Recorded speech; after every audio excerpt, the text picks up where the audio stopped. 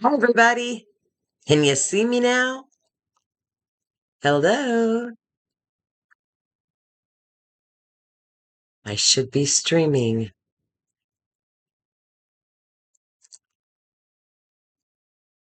How's everybody doing tonight? Tell me I'm streaming. Somebody tell me.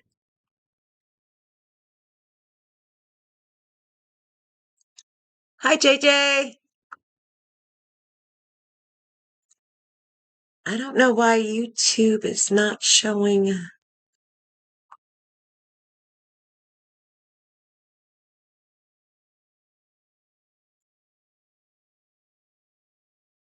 I know, it's weird.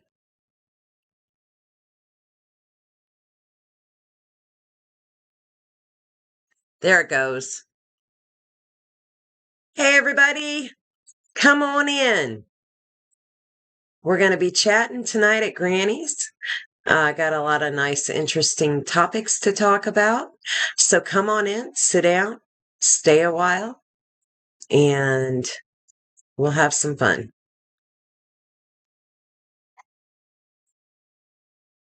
I know, JJ, I don't see anyone here either. Well, it's you and I tonight, I guess. Let me go look at the live version and see if it's showing on YouTube. It's showing. So says we got 6 people in here on YouTube, but it seems to be lagging. Maybe a little bit. No, JJ, I made an announcement last night that it was going to be switched to tonight. I had some issues here at the house. We had to get taken care of, and yeah, had to reschedule.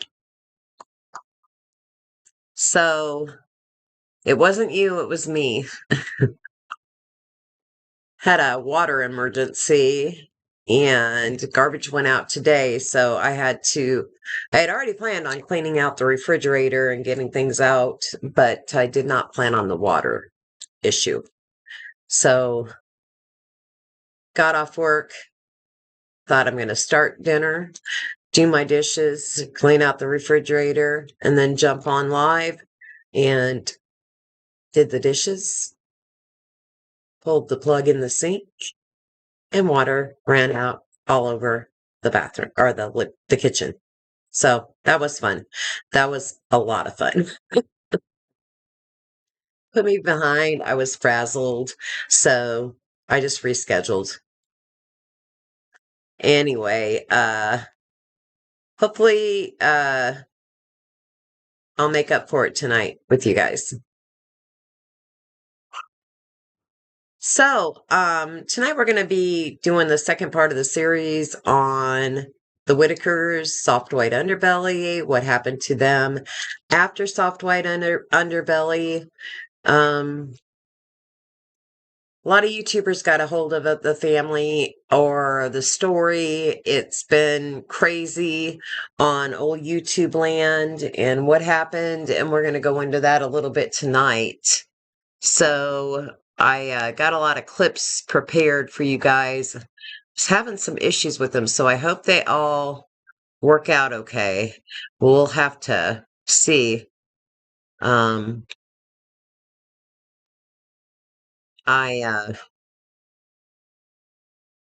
pretty thumbs up on it. I think I've got it all worked out. So, how's everybody doing tonight? Jeb! Hi, dude. How are ya? Good to see ya. I'm glad you stopped by. Awesome, awesome. Everybody's been asking about you. Um, got a lot of supporters on my channel, and Russell even stopped by and left a comment today. So I'm glad to see you're doing well. We were all kind of worried about you there for a minute, buddy. I got to tell you that. So you're bouncing back just like you always do, and glad to see that. When we have a new nickname for Dan, it's Damn It Dan. So when we talk about that, we say Damn It Dan, because we've all said that so many times. So I love the way you respond. I love it. Very classy, Jeb. You've done very well, and we really wish you the best. And thank you for the super chat, dude. How awesome is that?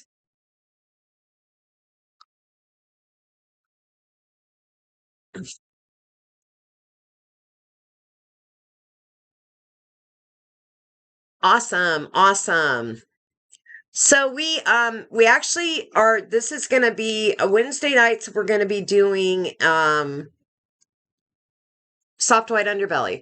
So I'm a big fan of Mark Laita's. I'm a big fan of that channel. I'm a big fan of underdogs. I always have been. My dad said it'd be the death of me, but you know what? My dad was an underdog too. So I'm an underdog. We're all underdogs as far as I'm concerned. But so Wednesday night lives are going to be all about Soft White Underbelly channel. And you might ask yourself, why? Well, because Mark puts out a lot of content about a lot of different people's lives, and sometimes for the average person to understand where those people are coming from, the situations that they're in, it's totally foreign to them. And there's not a lot of community on Mark's channel. Of course, you can leave comments, but to converse about what's actually happening on his channel is often left out. Now, I started this, and Mark has announced that he's putting out a new app for creators, and they're going to be able to, I'm hoping, the app hasn't been released yet, but it's a way for creators to put out material and not be censored by YouTube. Because Mark has explained many times on his channel, 90% of his videos are demonetized by YouTube because of the content in which they talk about. So he wanted a platform where people could talk about things that may be considered taboo in the world, but they're real. And people should be able to have a conversation about some of these topics.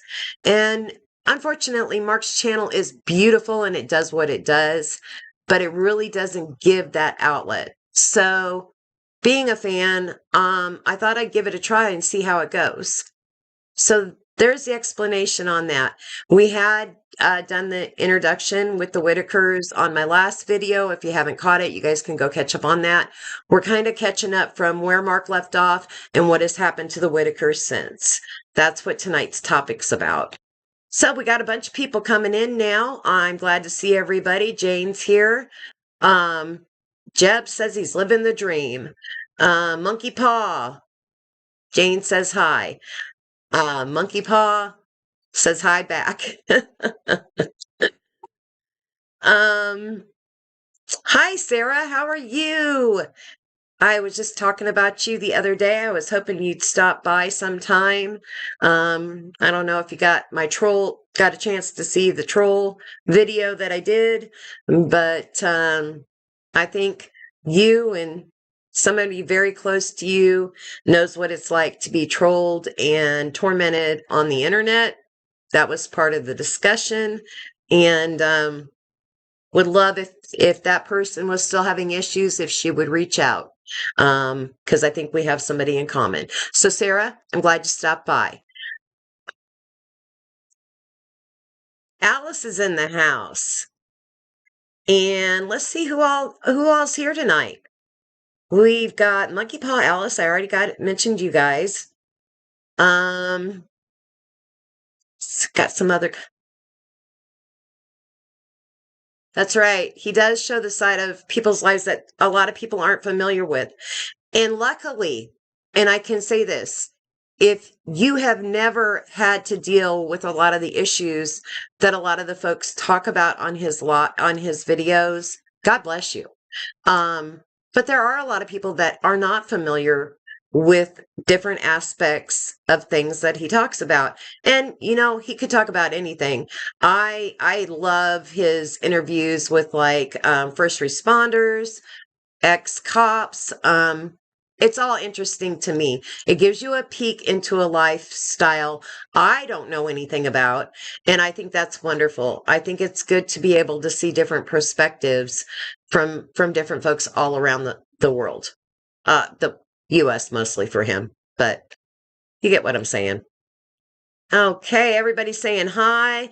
Got Cheryl in the house tonight. Nice to see you, Cheryl. And we'll get going with some of this material. Yeah, Sarah, I know. Um, Reach out to me, would you? Email me at Grannies Gotta Go, and we can talk a little bit about that if you'd like. I'll just fill you in on from my side. Hi, Becky. How are you? Everybody said hi, and we've got 19 people in the house now. So, let's see, how long are we? 11 minutes in. We better get started, huh? So I just wanted to catch everybody up. What just happened to my chat?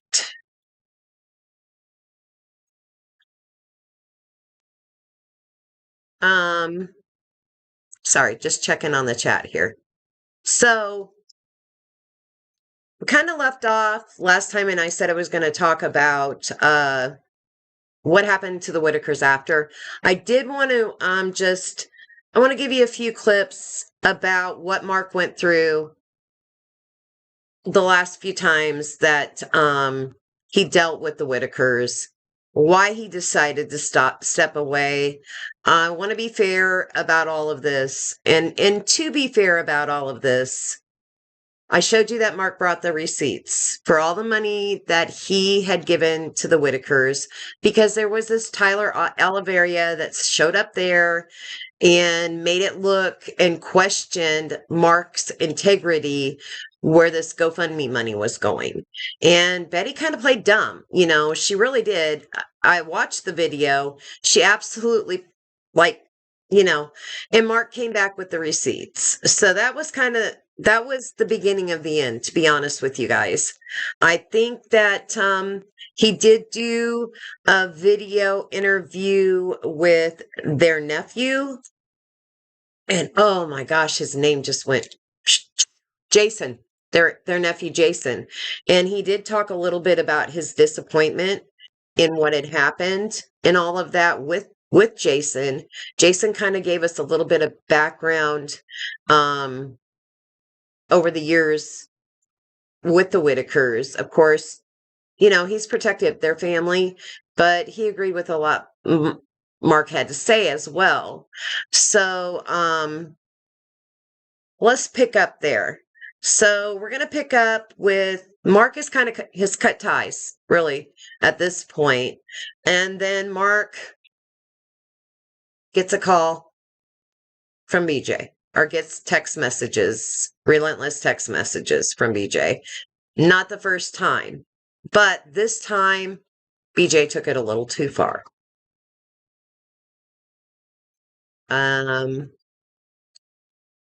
I told you I was having trouble with these. Hold on, guys. Let's get this go. Oh my goodness, what happened? Let's see here. It's going to be difficult. No. No. Give me a moment. Doesn't want to cooperate. Let's see if we can get this to cooperate. Hmm.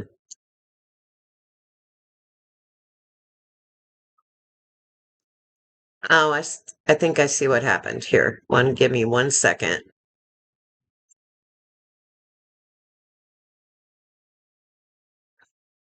We're gonna re-add it in. Um, Try this again.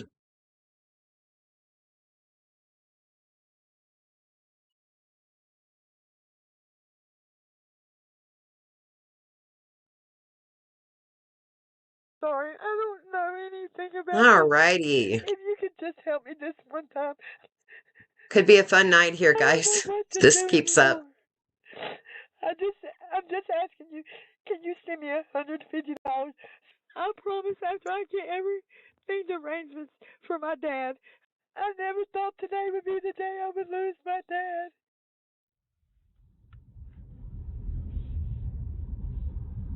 I received the message you just heard from Larry's daughter, BJ, about a week ago.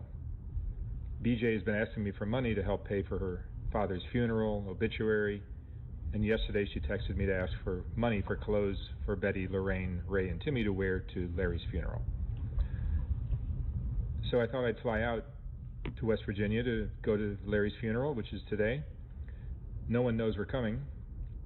And I spoke to Betty about Larry's death, and she confirmed what BJ had told me, that Larry had passed away. So something still seems off, and I'm going to surprise everyone and see what I can find out.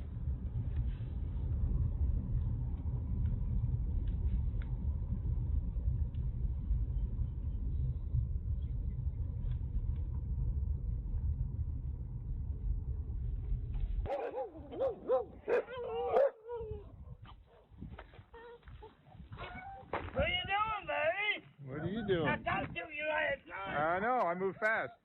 Did you? There he is, baby. I see you. That's a beautiful hello. So I'm here to go to Larry's funeral. Larry's funeral. Larry's funeral is today. Larry did die. That's what BJ told me. Hey, what BJ tell you? BJ told me his funeral's today, 3 o'clock. Larry. Larry didn't die. Well, that's your... That's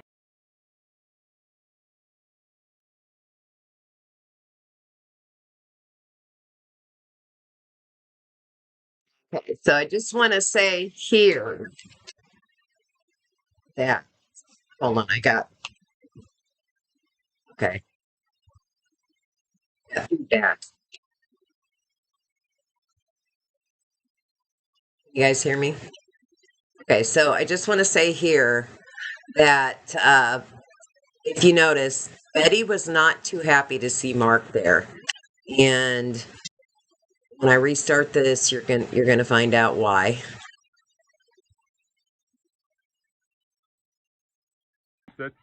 that's BJ for you. Mark, what you wanted for? What's that? I said, you know what you want that I know what she wants the money for, but when she was telling me this, I'm across the country. I don't know what's going on. I feel bad that Larry passed away. And here's a daughter crying hysterically over losing her dad, so I felt bad. So I sent her some money to help with the funeral. I don't know. I don't have time to fly across the country every time somebody makes a claim. So I trusted her. And I was trying to call you, but you never answered the phone. And I finally told her, look, I'm not going to do anything until I talk to Betty. I'm not going to even talk to you. I'm not going to give you anything. I'm not going to send anything until I talk to Betty. So then she put you on the phone, and I asked you about Larry dying, and you go, yeah, he's dead. Well, she told me to tell you that now. What? Yeah, but come on, you know. Well, I didn't know you were going to steal no money. Well, you told Mark Larry died. Yeah, she told me Larry died. Well, that's what BJ told him. Yeah, BJ should tell Mark that. And you know what, right? Well, he know Larry didn't. Because if that was me now, I would tell Mark. I ain't told Mark all that stuff. Well, you just tell me, I would call Mark and tell me what the truth. Is she holding a gun to your head? Huh? Is she holding a gun to your head? No. Then why did you just say... I don't want you to. Okay. So again, this is the second time that Betty has lied to Mark. So, Jeb, do you think that the Whittakers used up $155,000 in donations, or have they saved some of it or most of it? No. I don't think that Betty got most of that money. Now, there was $30,000 in receipts for the siding, the roof. Betty did get a new stove, new cupboards in her kitchen. They didn't look new to me. They looked like they were used, but somebody came and installed cupboards for her. And I think they got a new TV. So, no, I don't think any of the money was saved. And forgive me for saying this. I don't know that saving money is something that they have ever been able to do. And I think there's a lot of reasons why that has happened. And we're gonna hear some of them soon.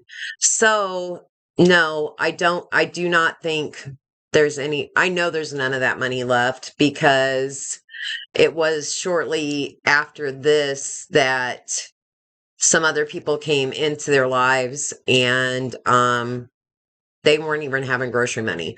So I will say this, what I do know about this, and I looked this up today because I was very curious about why a family, okay, I can see if there was ignorance as far as first cousins marrying the way they did. And that happened throughout history. That is not that uncommon. If you go back and look at the history of the royals, and first cousins marrying wasn't the big deal. The problem in the Whittaker family was their father was a twin. Okay, so they had the same grandparents. The father of the Whittakers, and I'm trying to pull up the name now. I think it was Henry. Had a twin brother. Grandfather, father. Okay, and the grandfather had a twin brother. The twin brother married a sister.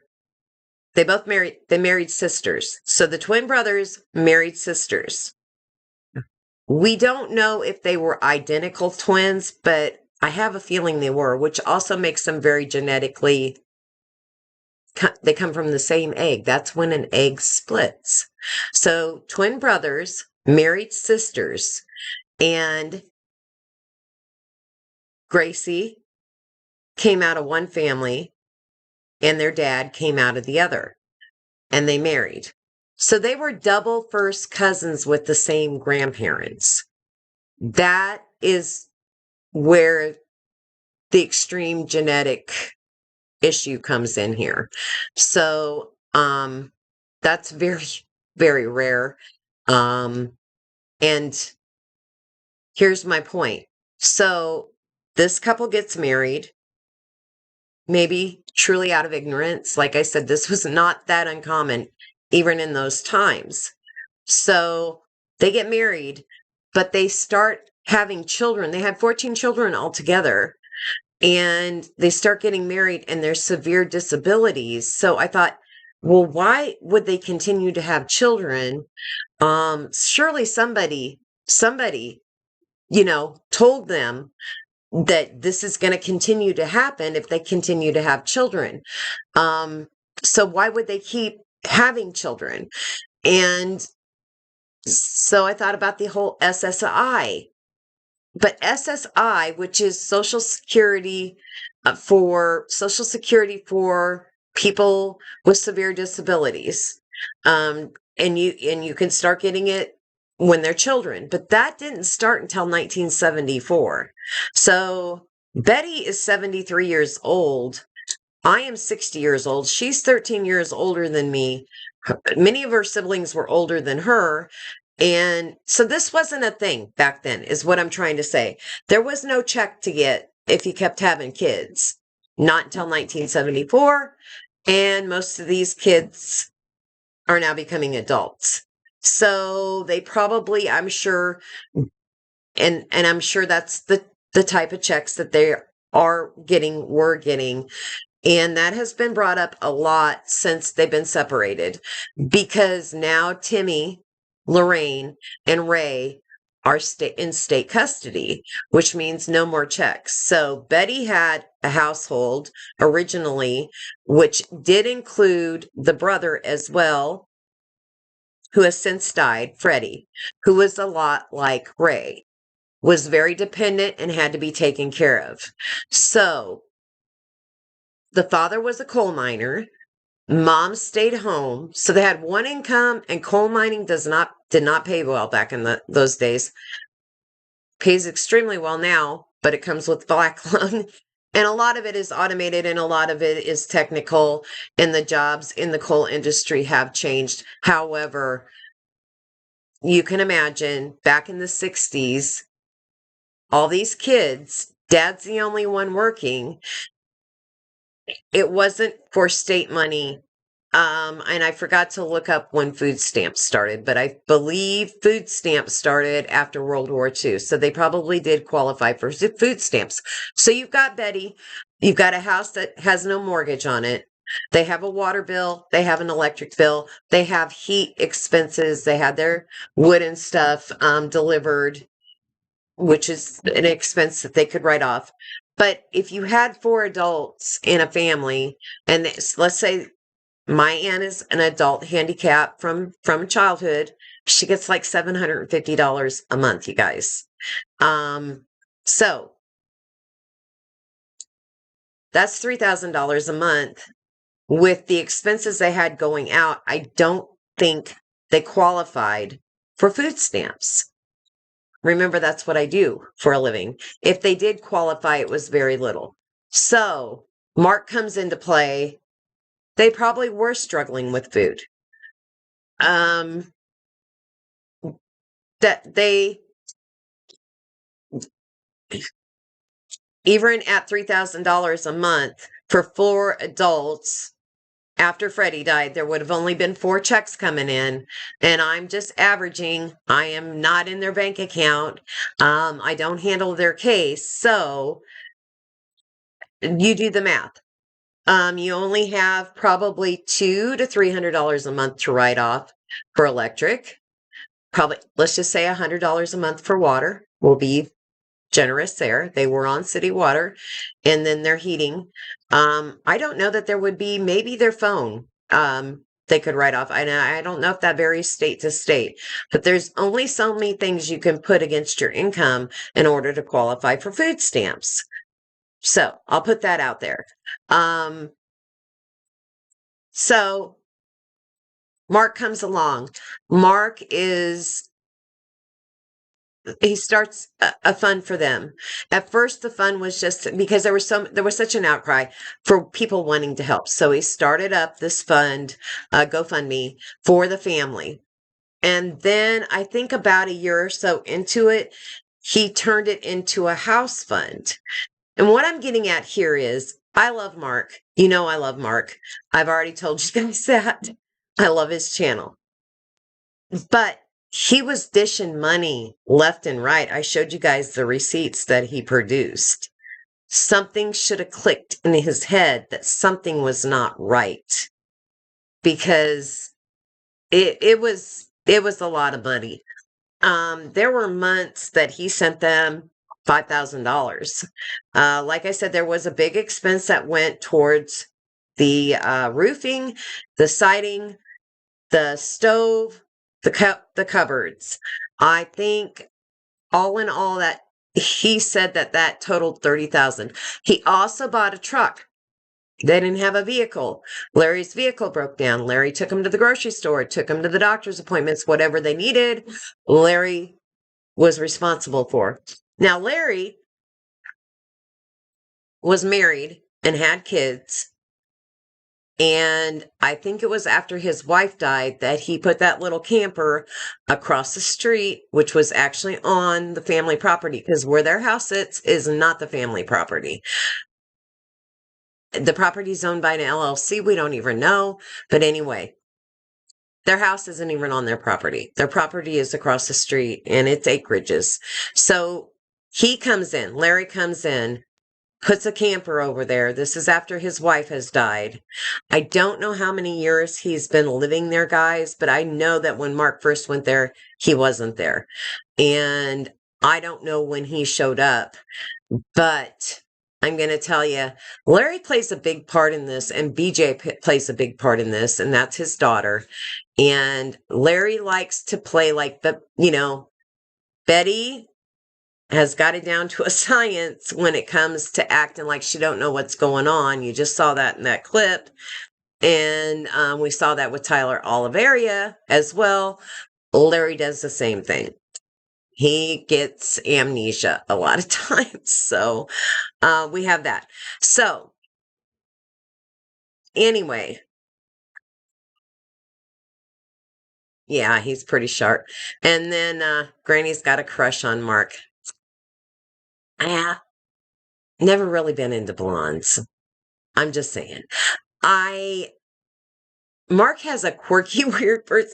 He's kind of, the more I see of Mark, and his personality, the more I do like him, but he can be pretty dry at times. And I just think he has a calling. I think he started photographing homeless people in Chicago when he was a kid, and he's just got a calling to do this. This is his calling. I worked all of my life for the man, and now I'm doing what I want to do with my life. That's my feeling on Mark. And I think it's needed. I think it's something that's needed. So, let's see. And by the way, hi Time Pop. Who else have I missed? I've got Scotty Kitty in the house. Who else haven't I said hello to?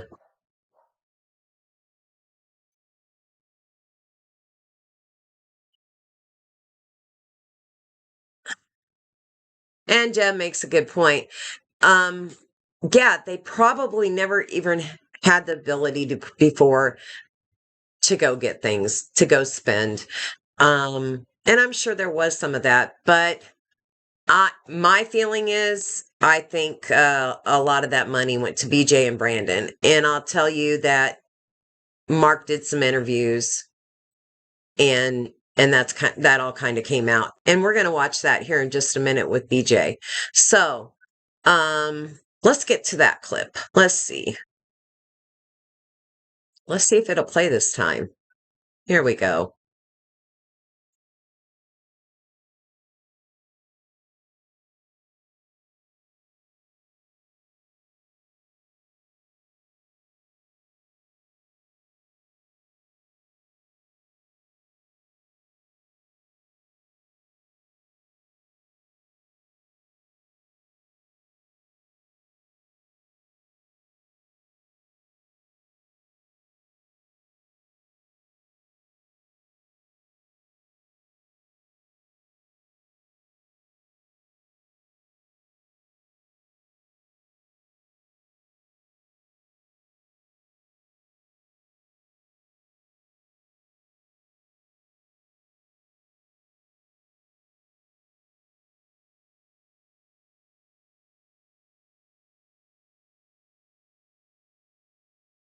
That's how you're going to dress for your funeral?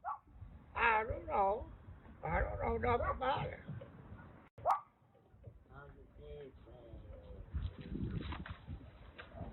Hey, BJ. Hey, BJ. We should talk. BJ.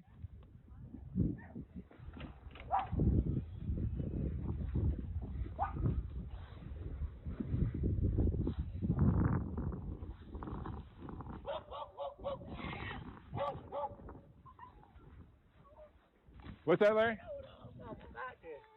You know nothing about this? No. I just heard of it last night on the video. My grandson Kyle told me. He did. We're I said, what? we're going to try to get to the bottom of it. We're going to try to. There's Mark. Yeah. Hey, Timmy. How are you? Good to see you. Hey, here's the monster that come in. Lots of crazy stuff going on around this house. I know. Hitler imitated that video. I'm glad you're alive. No, I am too. I'll bet. I said, my grandson called and showed me last night. Brandon did. I said, do what? He said, yeah. No, here, let me play a little. I don't learn it. What did they put it Here, on? let me play a little video for you. Is that on his phone? Mark, I'm sorry. If you could just help me this one time. I never thought today would be the day I would lose my dad. I don't know what to do anymore. I'm just asking you, can you send me $150 so I can get a tire to get home on? God. I don't know what. Mark, I had nothing to do with that. Why are you throwing him up into my face? I just lost my dad. She just lost her dad. Ah, bullshit. I don't know what. Ray knows. Ray knows what's going on. I guess he does. Ray's the only one. I know he ain't house all the time. So what's going on with BJ? She gonna come out of there? No. She spotted you when you walked down the road there. Yeah, she spotted me. I'm sure she did. Baby's sitting in the house and they go in. Like I said, I don't know. Not about it.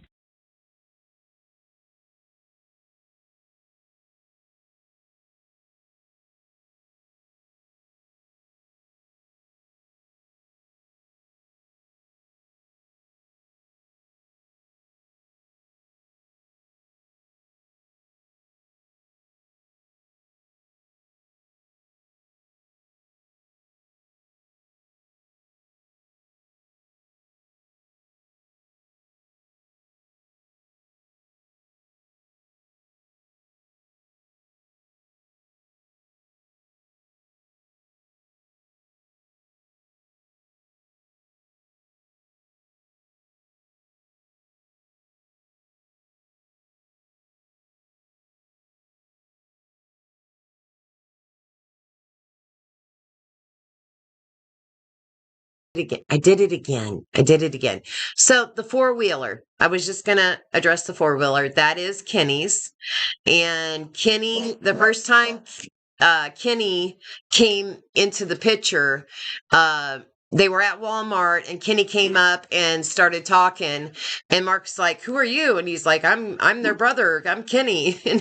And he said, "Oh, this is a coincidence. You just happened to be here when I'm bringing them to Walmart." Mark was taking them shopping, basically. Spent I don't know, like $1,000 on them. So, sorry, my dog's wanting in. So he just shows up and he goes, well, yeah. And he goes, "Well, where do you live?" And he goes, "I live in Beaver." And anyway, so he just, still no sound. Okay. All right. So Kenny shows up for the first time and introduces himself to Mark. And then later on, Kenny actually puts a little shed, buys a little off-grid shed and puts it next to the Whittakers. But he wasn't there for long. And all the stuff was heating up with BJ and the drug use and everything that was going on. And I think Kenny got out of there because Kenny works. Kenny has a job. Kenny takes care of himself. And Mark does help him out a couple of times. Like he's going shopping and he buys Kenny a couple things too or whatever. But for the most part, Kenny takes care of himself. I think Kenny's pretty independent, and Kenny wouldn't even let them in his shed and kept it all locked up because he was worried about people going in there.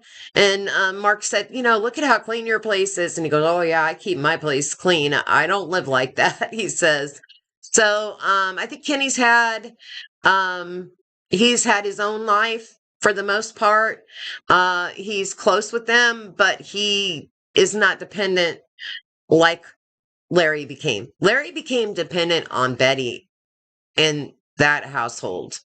It's just his wife died, and I believe I'm sorry, but I seriously think he sponged off of him. You know, he's been sponging off of him. So he shows back up here and he's not paying rent. He's living on the land. I doubt very seriously he contributes anything to the household. And Betty's been there this whole time taking care of these dependent adults. And I think, Larry just kind of leached on and has been a part of it ever since. So that's kind of where I'm at with that. And then I'll show you a little bit more of that video.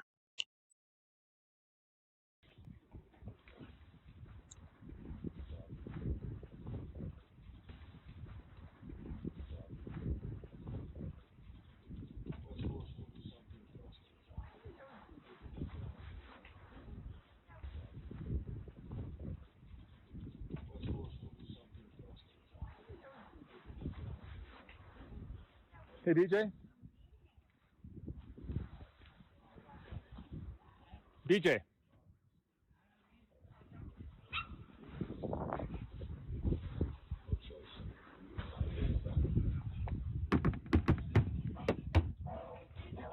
DJ?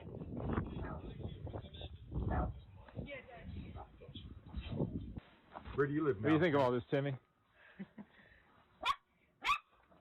You got a rash? I think it's chicken pox. What's that? I think it's chicken pox. Chicken pox? You got chicken pox. I got them all over. Get right. Is it contagious? Huh? Is it contagious? I don't know. I don't want to get chicken pox. I think it might be. Yeah, I think it is. I think it is. Maybe it's some of those chicken pox.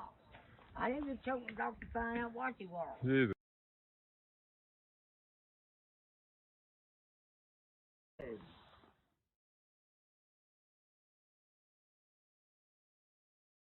Try to get to the meat of it.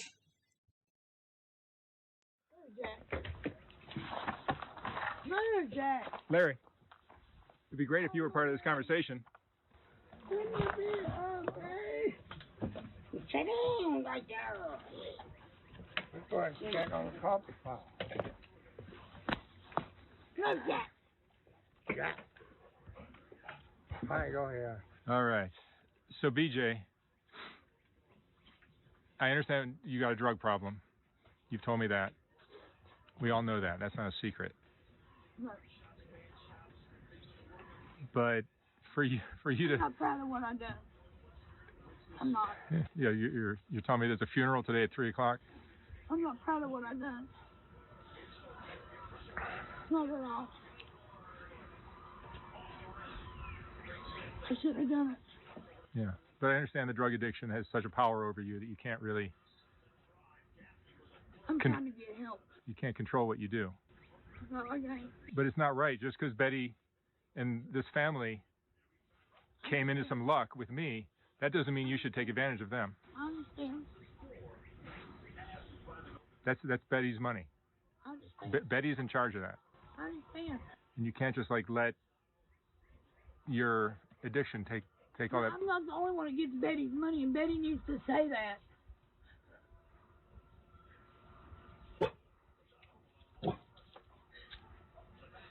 Who else is getting the money? Tell them. Tell them who else is getting the money besides me. My grandson, Brad. Your grandsons? Yeah, Brad. Brandon Yeah. and Lewis? Louis, no. Or just Brandon? You don't give Louis nothing. Louis is actually doing good. He got away from Brandon. He's working every day. He's living with my other son. He's not doing nothing. Louis actually got away from Brandon, and he's living with my oldest son, and he's doing great. He's working every day at McDonald's. He's doing good for himself. So Brandon is skimming off some of the money as well. How does he get it away from you guys? Huh? How did?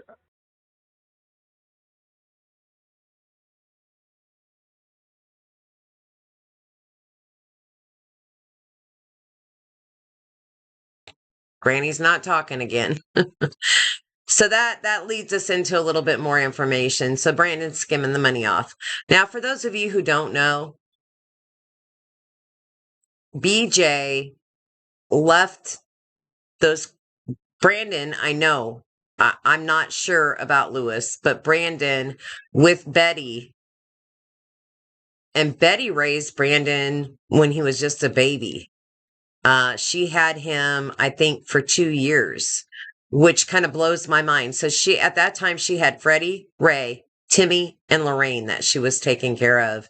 And BJ handed Brandon over to her as well. So I'm saying all of that because that kind of tells you a little bit about the connection that Betty actually has with Brandon and why she would do that, I think. Because she's probably got a maternal connection with Brandon. She took care of him as a baby.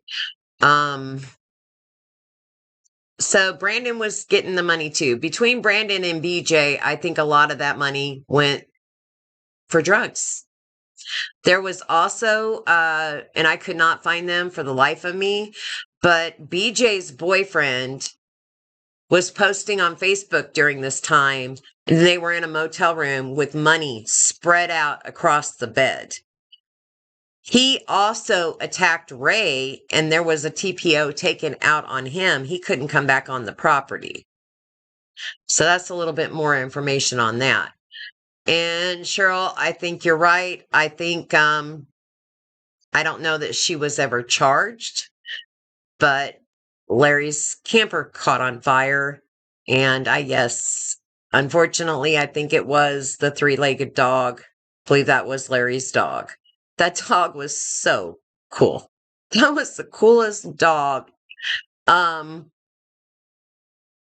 They said, I guess what happened to the dog, he would chase cars and got hit by a car and lost his leg. And Mark was there one day asking him about the dog. He goes, I can't believe how well he gets along around for a 3-legged dog. He said it must have slowed him down some. And Betty says, no, he still chases cars. It's like, oh my God.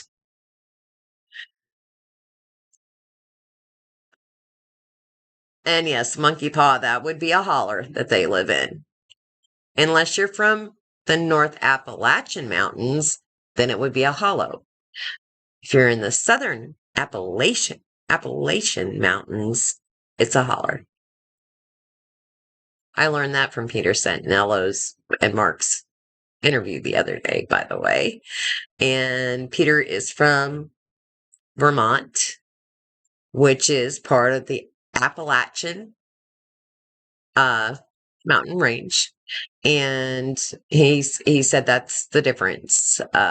People from the north call it Appalachian, and people from the south call it Appalachian.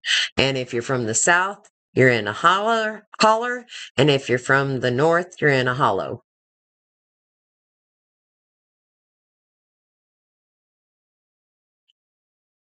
Well, people do live differently, and if you knew it, and I said this before, when you're raised in the inner city, the projects and things like that, and the first thing you know about money is that your 13-year-old brother is making money slinging on the corner, and he's got brand new shoes, and that's normal to them. The way you grow up is normal. And let me explain it to you the way it was explained to me one time. If you grew up and somebody told you that, this is going to be a bad example because you can't see the color. Okay. That this was green. Okay. This right here is green. And that's what you were told from the time you were a year old and you started learning your colors. This is green. Until you learn the truth or something different, this is green. That is normal to you. Do you get what I'm saying?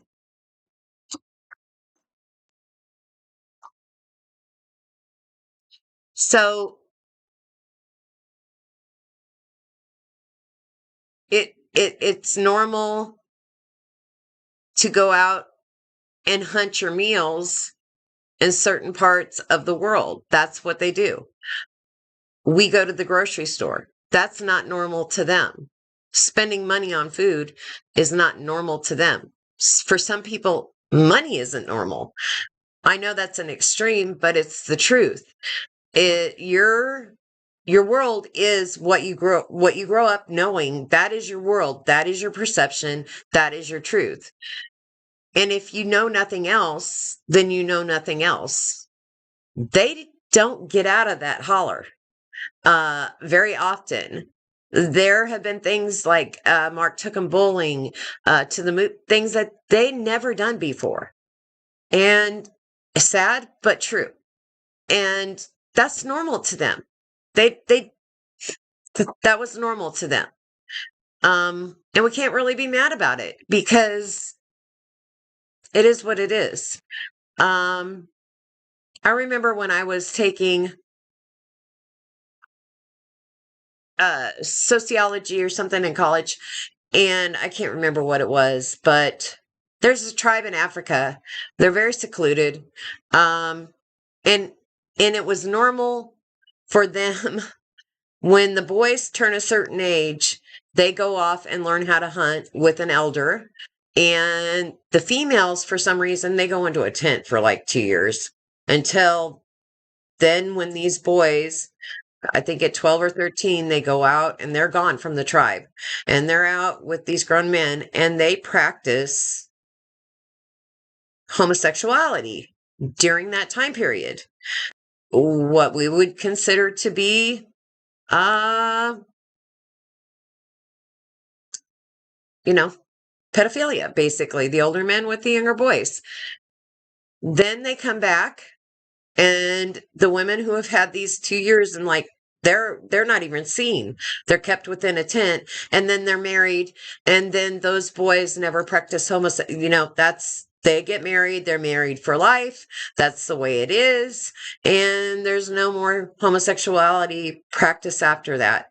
And I can remember him talking about that and going, that's just horrible. Oh my gosh, how could that happen? It was normal to them. It had been traditionally practiced for thousands of years. And of course, when it was found out, they tried to change it and they tried to domesticate these people, and it did not work out very well for them. I'm just going to say that.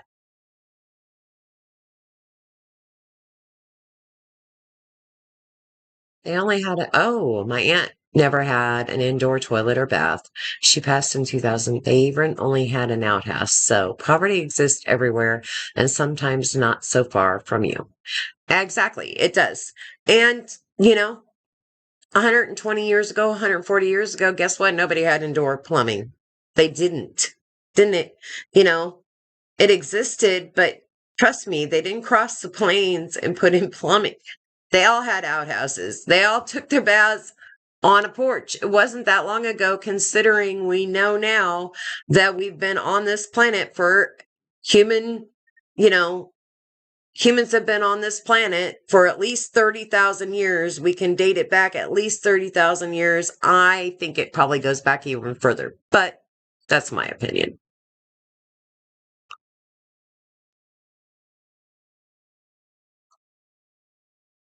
Right. There's places here in Kentucky they still use outhouses. There are places up in the hollers and up in the mountains that they have no plumbing. They have no indoor water. They have a well, and that's how they get their water. They carry it in, and they have outhouses. It is what it is. But I'll give you an example. My neighbor, who is a church mouse, grew up that way. you walk in that woman's house, which is a little hobbled together home that is literally, we'll talk about that later. It's clean. It's always clean. It always is clean, clean, clean, clean. And she's almost 80 years old. Well, she is 80 years old.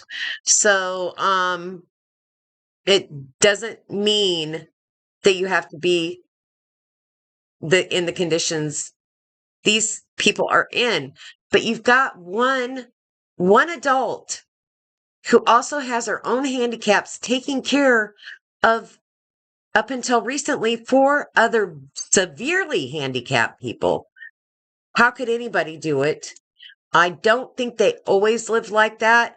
I think Betty became very overwhelmed, and that's what has happened. And there you have it.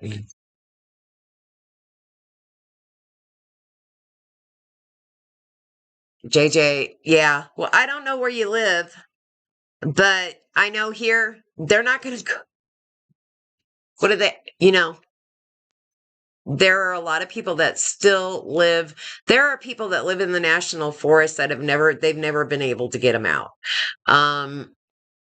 A lot of those people were grandfathered in when there's a lot of stories about that too. It happened in Tennessee. It happened here in Kentucky when they made these national forests, national parks, and so forth. The government took over. They pushed people out, and some of them they were not able to push out, and some of them got grandfathered in. And the ones that got grandfathered in, I think it was for 2 generations they could stay, and then that ran out. But I have heard that there are generations in Tennessee still living on the land.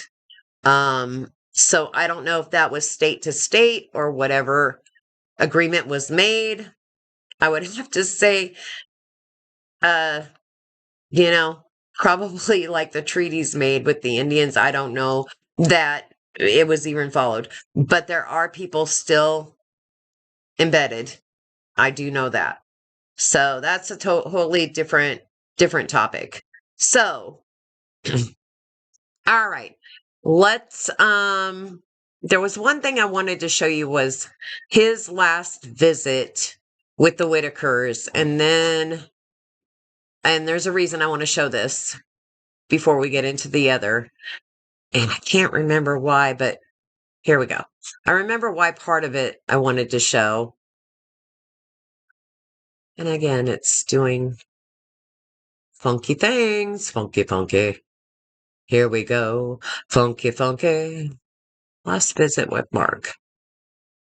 Okay, let's try that again. See if it'll let me do it this time. There we go. And I just wanted to give some credit to Mark Laita. He said just the other day on a video, he doesn't mind if people use his stuff as long as they credit him and don't try to reuse his stuff for monetization, yada, yada. Hey, Timmy. Hey, Lorraine. Good to see you. Long time. It's been a long time. Have you guys... I'm sorry what these everybody done to you, and I'm gonna tell the whole world I'm sorry what they done. Well, I accept your apology. That's very, very nice of you. Okay. You doing better? Yeah. You look all right. Hey, Betty. How are you? Hey, sweetheart. I heard you had a heart attack. You doing okay now? Okay. Have you lost some weight? I did. You lost some weight? Yeah. Looks like it. Good to see you. I'm glad you're okay, though. How you? Good, how are you? You got a stent or anything like that? Huh? Did they put a stent? No, they did on both of them. There were 3 of them. Yeah. Yeah, I'm okay so far. You know, I've been having chest pain, but I know about it. What's up, baby? I couldn't know it, but I did. Because I knew you were coming in. Yeah. Yeah. Nice to see you guys. Yeah. You remember Axel and Lorraine? I mean, Lauren, not Lorraine. Lauren. Sorry about that. Thanks. There's my boy. Hey, Ray. Good to see you. Coming in. Hey, John. He got happy hot. Timmy, you were in the hospital too, right? What was going on? You were in there for what we thought was chicken pox? No, he broke out in some kind of rash and it was leaving holes in him. Check it out. The rash was what? Leaving holes in him? He had a hole in top of his foot. They did a biopsy on it. But did the doctor ever tell you what it was? No. They can't make up beat myself. Is it a bug bite or something like that? Yeah. Is it all better now? I told him a lot of mosquitoes and bugs. Oh, you got something for your knee? Oh, that's nice. Is it hurting or no? You okay now? He's walking about the whole lot better. I've been putting mountain on him. He's like cream on his knee. All right. It's great to see you guys. He's got support. He took our hold his leg out when he's walking. Yeah. And I started putting mountain on him. And he's walking real good. Huh. Can't keep his mind on course. I want to apologize for what I did again. All right, we're going to talk about that. Yeah. We'll talk about that. I'm very good at forgiving and understanding. Y'all been doing pretty good? We've been great. I've been doing great. Just same old, just working. Missed you guys. I think a lot of my viewers are missing you guys too. I did miss you. You missed the money. Paige didn't come? I know. Paige didn't come?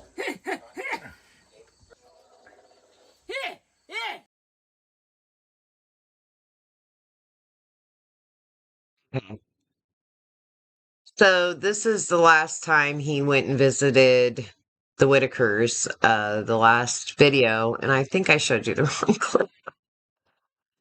What I wanted to show you was when the next cast of characters are coming in. So I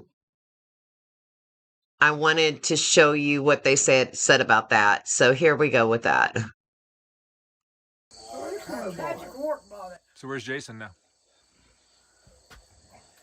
Down the road? Down on Grandma's property. Why isn't it? Yeah. Hey John, you want to introduce yourself here? Jackie will not hurt him. Hey John, good to see you again. So John, you are one of the. That's my uncle, that's my aunt. You get the eggs from the chickens? Yeah, Timmy picks up the eggs. How's your summer been? It's been great, It's been hot. You see, they sold the property out there. Yeah, they sold the property that Jason was staying in. Whose property is that? It belonged to Brian Dixie, but Patrick Ward bought it. So where's Jason now? Down the road? Down on Grandma. Okay. So the reason I wanted to show you that. Why is my audio doing that? The reason I wanted to show you that clip was because, did you hear what BJ said? BJ said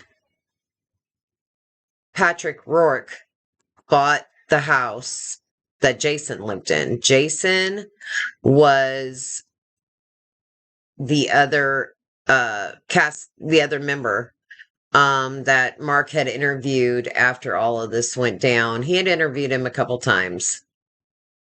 And Cheryl, yeah, we're going to get into the whole Eric, but this is what happened basically to Timmy after, well, basically what happened to them all. But I'll tell you a little bit about that story now before we go into the clips with Eric and Patrick. So this is the last video that Mark really did with them. And he kind of disappears after this.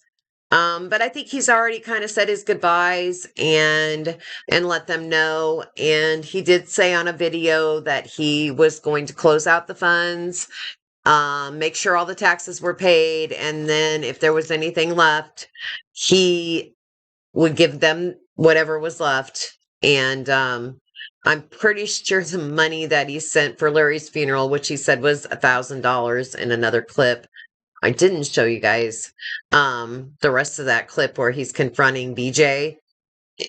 he tells Larry, well, yeah, before BJ even comes out, he tells Larry that he had sent BJ $1,000 for his funeral that week. So that came out of his pocket. So Mark is not the monster that he is made out to be, I don't think, by any stretch of the imagination.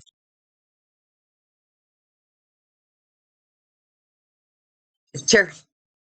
I bet you would have too. So, so I wanted to show you that clip because now that is where BJ says Patrick Rourke has come into the picture. He knew his name, everything. So he has moved right down the street. And basically, I think he had already started befriending them at this point. So Patrick's story is, this is Patrick's story.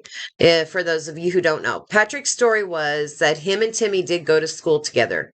Timmy graduated high school, you guys. Timmy can read.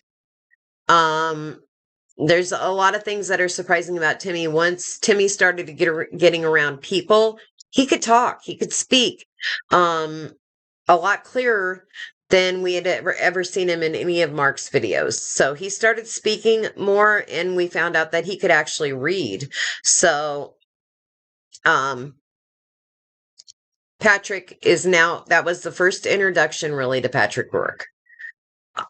So, you know, I have these other videos that media I'm gonna go into here in just a second. I'm gonna remove that one. Okay. So that is, oh, here's the one other thing that I wanted to point out. So this is right before Patrick and them come into the picture. And the reason I wanted to point this out is because this is something that is going to be talked about in a little bit on my next clip. Okay? So I'll show you this little clip here. Look at it. Somebody else does too.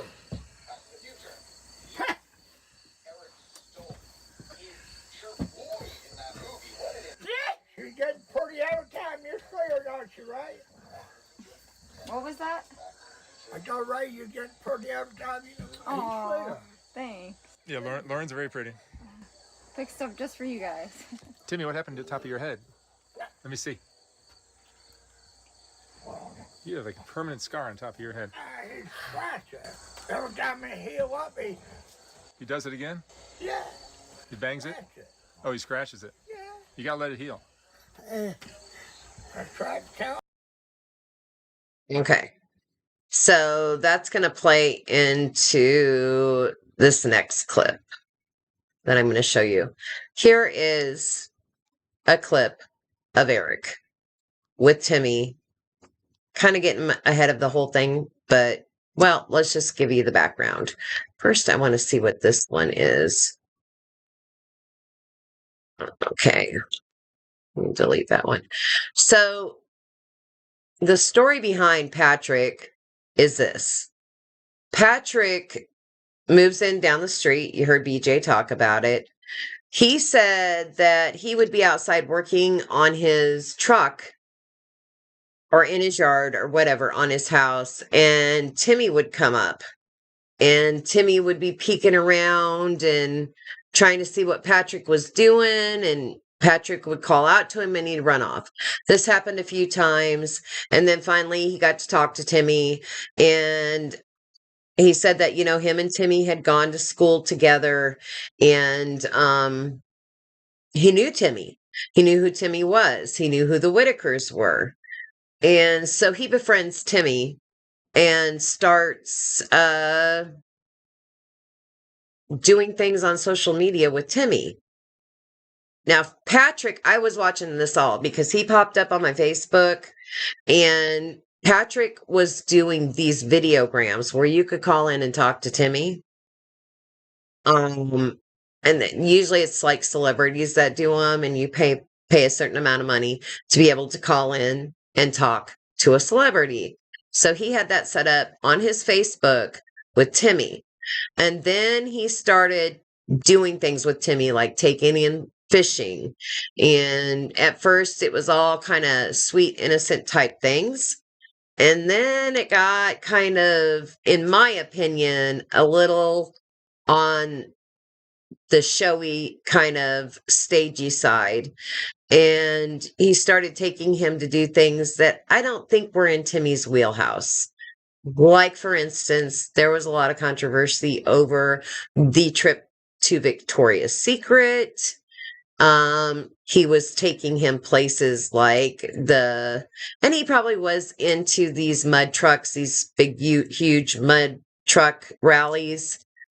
He probably did enjoy that, but I seriously have a feeling this was Patrick's way of getting into these events for free, because he's got Timmy set up like a celebrity now, and people are starting to come in and want pictures taken with Timmy. He's putting all of this stuff on social media, and it just kind of, it went from a fishing trip, hanging out, to these big events that he was taking him to.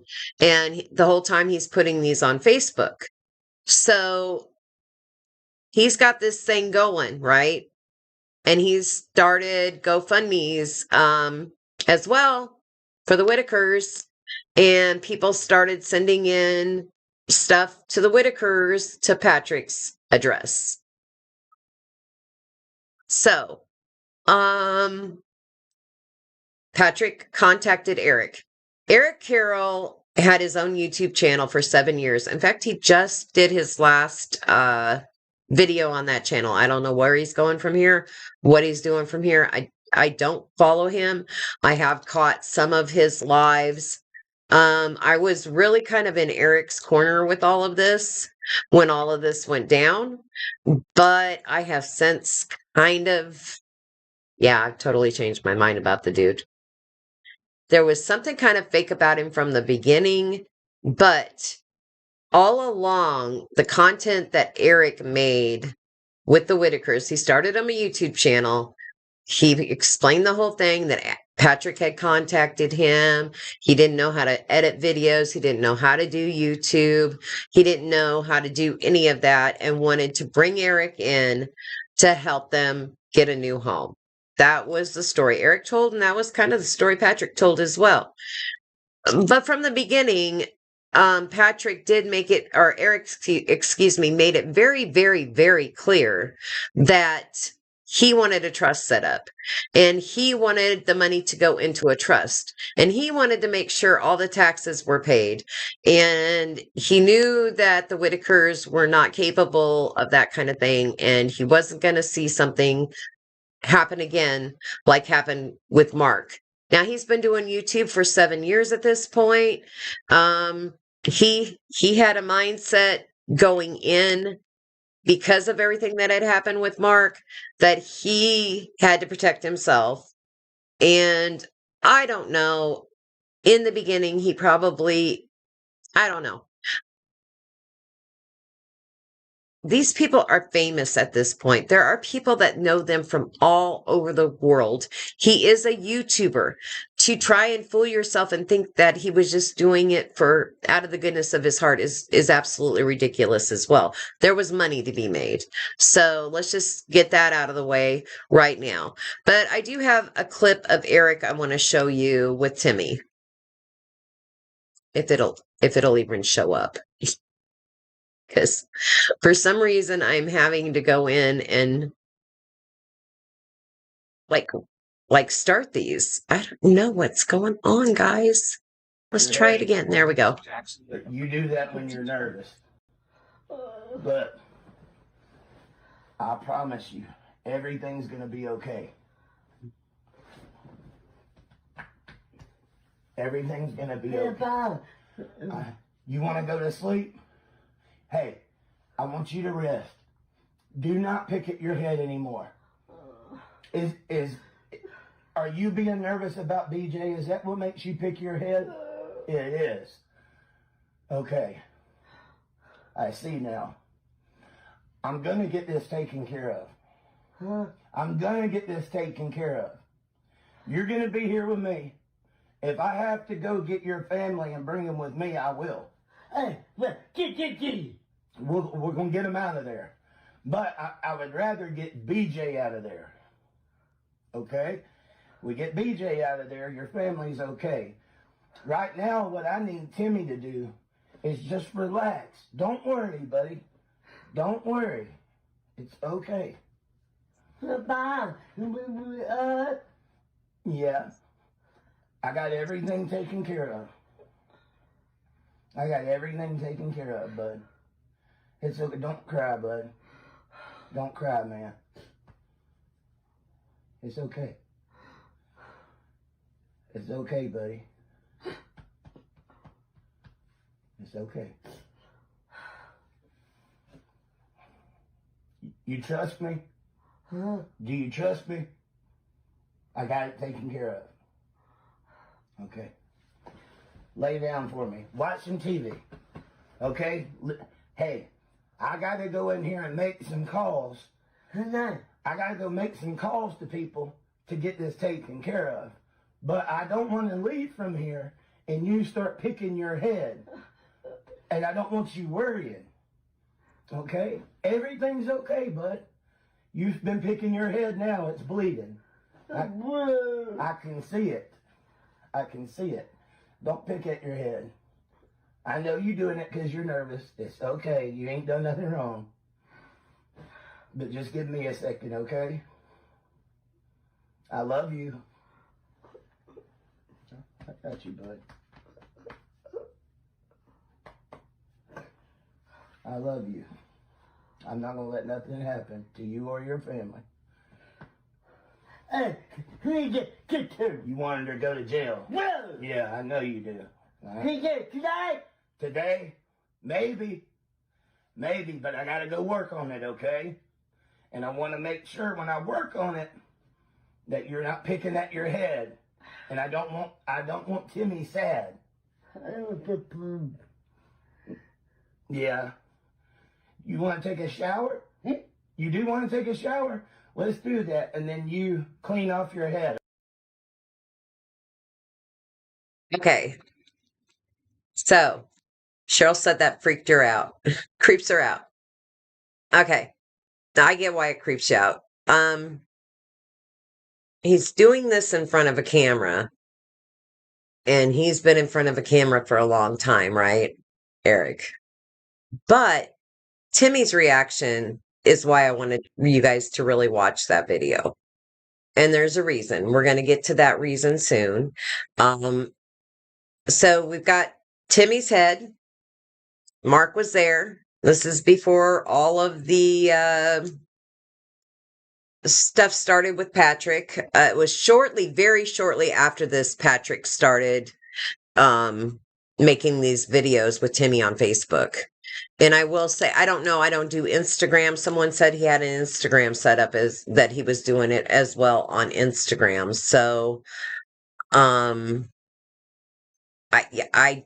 can't speak to that. I've never looked on Instagram, but I do know he had the celebrity thing where you could call in, and I can't even remember what it was called now. If somebody knows, put it down there in the comments for me. I know Bear Brown does them too. So it's like a call in. So let's see.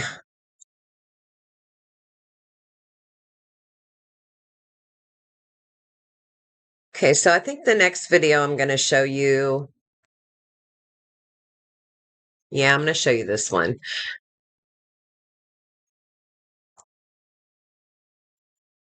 Let me just wait a second on that.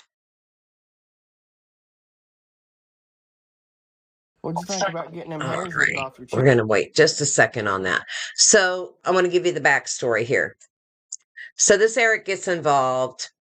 He makes a trip up there, and then he goes home, and then he gets a call from Patrick, and Patrick says that BJ is beating on them. That BJ is up all night and running up and down the roads. They're burning copper in the backyard. They're burning wire to get the copper in the backyard. They're driving Betty crazy. They're stealing her phone, waking them up in the middle of the night. And this is a conversation that Eric played that him and Patrick had. And I need you to come. Well, okay, back up one more step. So Patrick takes Timmy out. I think it was a concert. I'm pretty sure it was like a festival type concert, and manages to break his leg with Timmy, with him, and he was drunk, which should have been everybody's first clue that this might not be a safe guy for Timmy to be hanging around. I'm just saying. So he calls Eric. He's in the hospital, broken leg, right? BJ is abusing them. That was the other thing. BJ is the one that hit Timmy on the head with a shoe. And she has also hit Lorraine and Ray. And there was a report, and I could not find it, but BJ's boyfriend had been a TPO on him because he roughed Ray up, and he wasn't allowed on the property anymore either. I tried finding that footage. I couldn't remember if it was Mark or somebody else put it out. Couldn't find it, but I do remember seeing it, and I do remember that he was never allowed, and you never see him on the property again or around the property again with anyone. It could have even been Patrick that said it. I'm not sure. Patrick had to take all of his content down.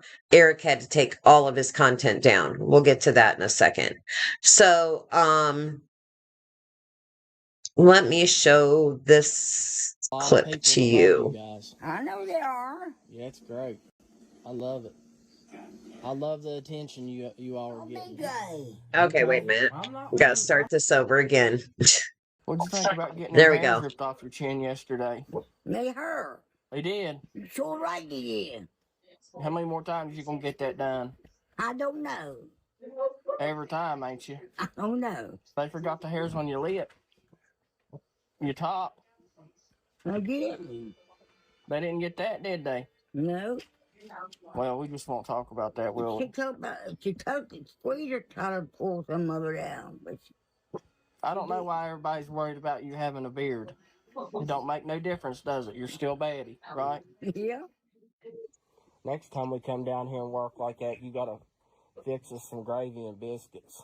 Gravy and biscuits. I don't know how to make biscuits, but I can make gravy. Well, we'll just eat light bread then. That'll work, won't it? I never could make biscuits. I have to teach you how to make biscuits. How about that? I'm gonna pick up men from the movie theater in Beckley. No, I haven't. They'll arrest you for that kind of stuff over there. You're over there to watch movies. You're not over there to pick up men. And they'll arrest you. Yeah, I know that. And you don't want to go to jail. Why would You don't want to go to jail for soliciting men. I wouldn't look for no man. What about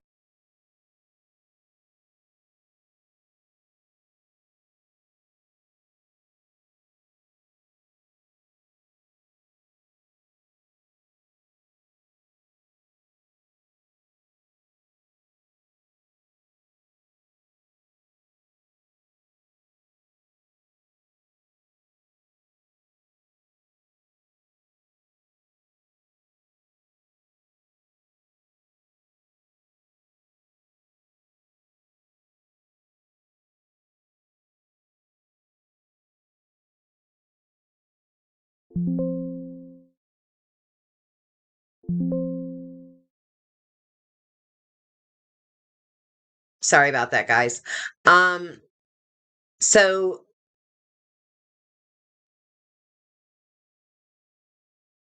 the reason that wasn't the clip I wanted to show you, but I'm going to show you the clip I wanted to show you here in a second. The reason I wanted to show you that clip was because that is just an example, a little example of the way he teases with Betty. And There's some other ones too. You guys still can't hear me? Can you hear me now? Can you hear me? How about now? Somebody tell me if they can hear me or not. I don't know if the chat's behind. Sorry about that, guys. So the reason I wanted to show you that clip was because there are times that he takes that joking a little bit too far with both Timmy and Betty. I feel these are special needs people. You're putting this out on the internet for the whole world to see. And I believe that there are times that he kind of takes it a little bit too far. That's what I first started noticing about Patrick. Like I said, the Victoria's Secret and a few of the other things that he took Timmy to do, I did not feel were Timmy things. Like, take Timmy to putt-putt golf. Take Timmy to things geared more towards him and less towards Patrick. That's what I started noticing immediately with Patrick before Eric ever came into the picture. However, I do think Patrick had a heart for them.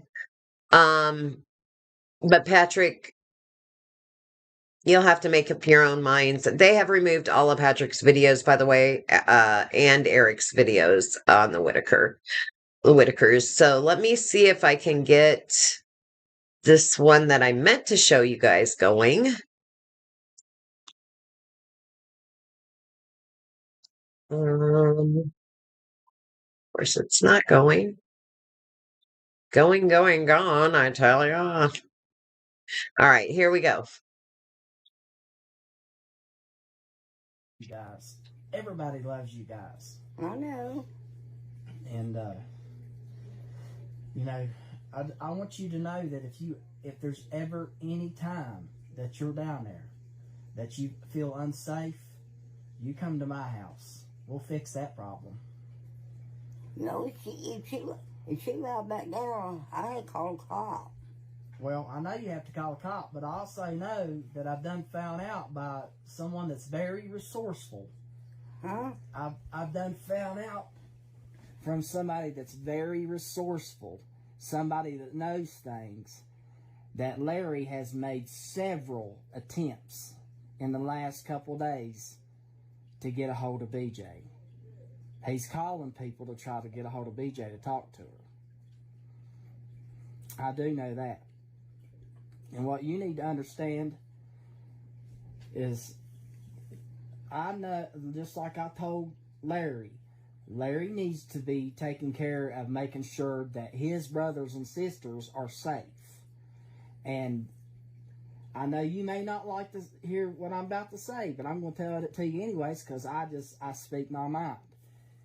But if Larry is going to coddle his daughter, and if he's going to try to make contact with her, and she ends up coming around here or trying to get her to come around here, his ass needs to hit the road. You need to tell Larry to take his ass down the road too, because if he can't defend you, and you being in fear of living in your own home, and he wants to call BJ and he wants to talk to her, you need to tell him to take his ass down the road, because he's not helping you. That's not helping you. He's not allowed to talk to her now. I know, but he's calling her. I don't know he's calling her right now. I'm just telling you that I know for a fact that it's happening. I know for a fact that he's calling and trying to get a hold of BJ. I don't know. But, you know, the thing about it is that you have thousands and thousands of people, thousands, hundred thousands of people. You know, they're pissed off about this whole thing with BJ deciding that she can put her hands on people and she can hit Timmy in the head with shoes and whatever. But people are not going to stand by and watch it. We're not going to sit and watch that stuff happen. You know, if Larry is if Larry's not going to be part of the solution, he's going to be the problem. So if he wants to talk to BJ, he needs to go down the road. He needs to go live with BJ. Let them find a place together. That's all there is to it. And I know that, I know that a lot of people may not like that, but I don't care. There's people put a lot of effort into helping you guys and make sure that you have nice shoes and nice clothes and, sending you food and buying you food and sending it here and me bringing you food down there to your house and everybody that's come down there to work on your house. People just look out for you, and we're going to see. We're going to see a change. I don't think you want BJ at your house no more.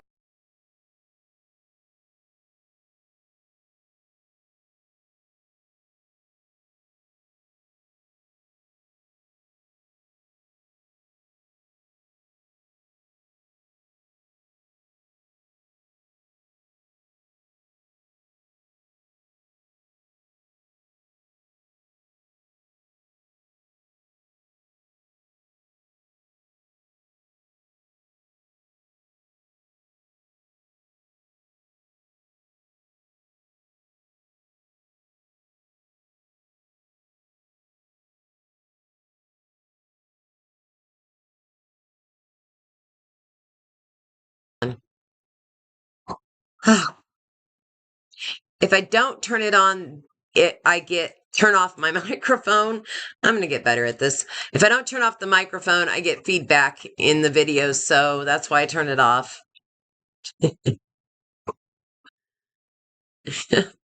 So the reason I wanted to show you that clip was I wanted you to see that Patrick was also very determined to make sure that BJ was taken out of the picture. And from what we're hearing there, for very good reason, right? It wasn't nothing. Did he even get to that? I stopped it because I didn't want to play too much of the I'm going to give you the guy's name that clip came from because I forgot to write it down on that clip. But anyway, there's several YouTubers that got these videos, saw far enough ahead, I guess, to make sure that they got portions of the videos. They didn't get all of them. But they did get portions of the videos that have now been removed off of YouTube. So I just they're not out there for you guys really, except for from these other, and I will give him credit here in a minute. I can't think of his name right now, but I will give him credit. I think I did get it on one of the clips that I saved. So I'm going to go ahead and show you the rest of that clip. Or do you? I don't. Well, that's the way it's going to be. So, I mean, and you can let Larry know that if BJ's caught down there, that it's going to be big trouble. There's going to be big trouble. I know that he was sitting out at her camper this morning. Who? Larry. And it makes me wonder if she ain't in that camper and he's hiding her. He don't sit at her camper. I didn't know about that. I must have been in bed then. Yeah. What time was it? This morning about 10 o'clock. What time? 10. I know he went out there to check my tomatoes behind BJ and them came from planes there now. Yeah. I don't know if she's in there or not now. Yeah. If they're in there, they keep the door locked. Yeah. Well, I can tell you this, it's not going to be good. It's not going to be good if she's down there at that camper at all. But you said Timmy wants to go see his mom. Lorraine's hollering, "Where's my baby?" Yeah. Okay. Just I want Timmy to be around his mama. Timmy loves his mama. I know. I want Timmy to be around his mom. And she likes him too. I know, and ain't nobody wants to keep Timmy away from anybody. Everybody loves Timmy. I know. But he can come back up and spend the night tonight if he wants to. You just let him know. I don't know if you want to keep him down there for tonight or...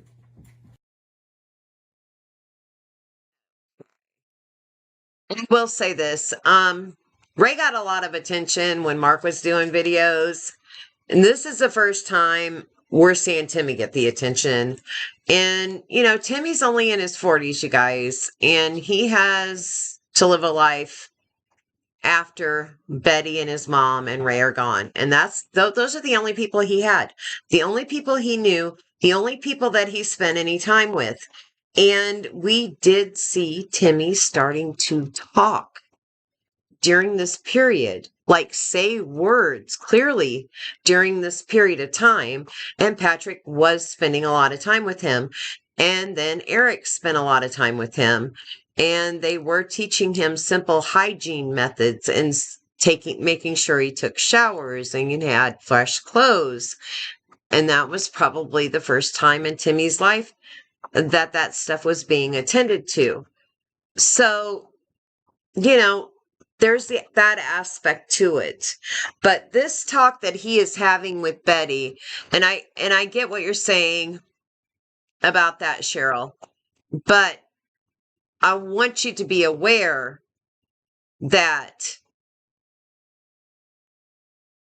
Betty wanted BJ out of there. And Larry also reported about the stuff that BJ had been doing, keeping them up all night and this and that and the other. So this was a problem that was an ongoing problem. But I think when Patrick learned that there was actually physical abuse happening, that's when it became, you know, an intolerable problem. So supposedly BJ was hitting Timmy in the head with a shoe, and she also slapped Lorraine around as well as Ray, and there were previous allegations that her boyfriend had jacked Ray around as well, and he was no longer, there was a TPO before any of this happened on him. He was not allowed on that property. So I get it, and I hear what you're saying, and there is the other side of this, is that's Betty's family. That's all she knows. It's all she's ever known. Larry is the one that takes him to the grocery store. Larry is the one that has the car and helps Betty out. He says he does anyway. I don't know. Kenny claimed when he was there, he did half the cooking for Betty. I don't know, other than taking them places and getting them things, really what Larry contributed to helping Betty.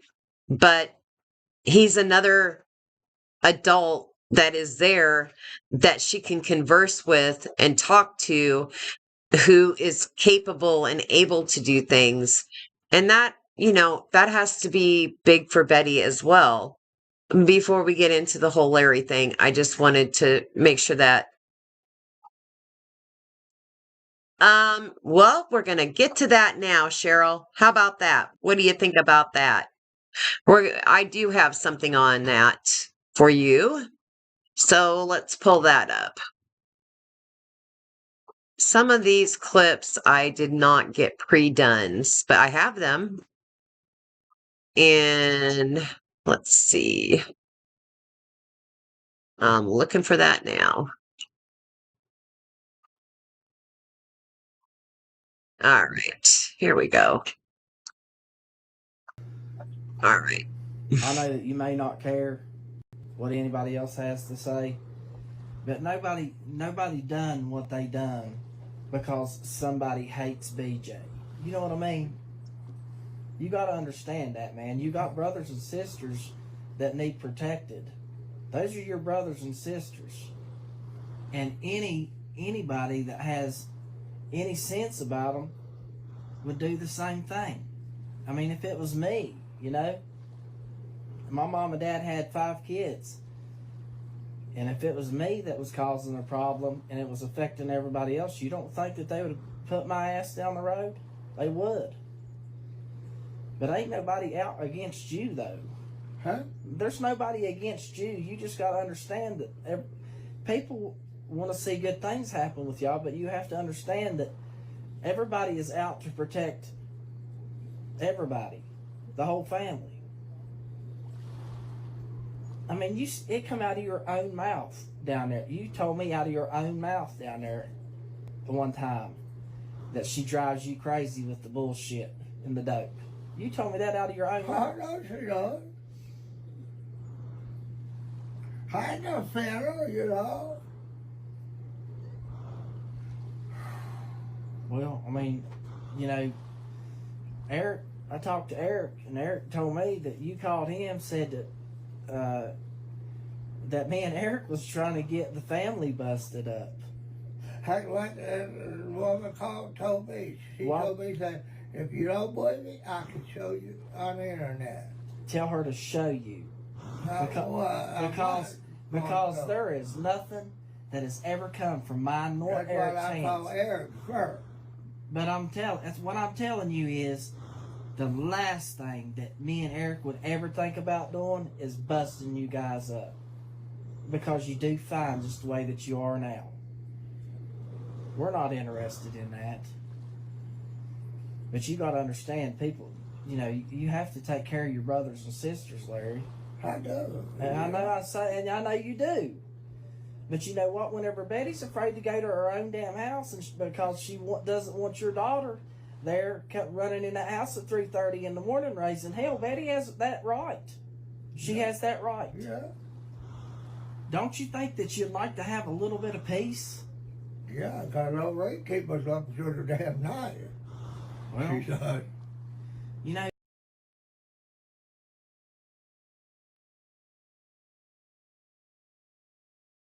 this is where I get a little mad with Larry.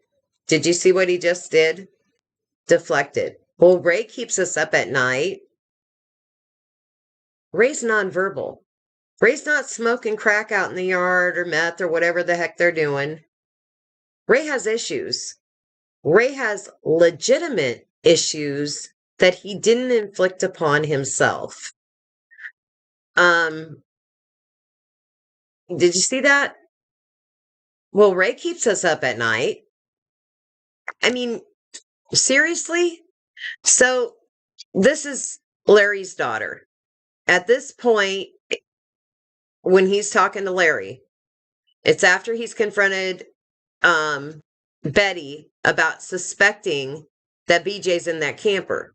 This is after Eric came up there and talked, and I could not find this video, but he had a talk with Betty, and Betty says that BJ has been physically abusive towards Timmy, Lorraine, and Ray.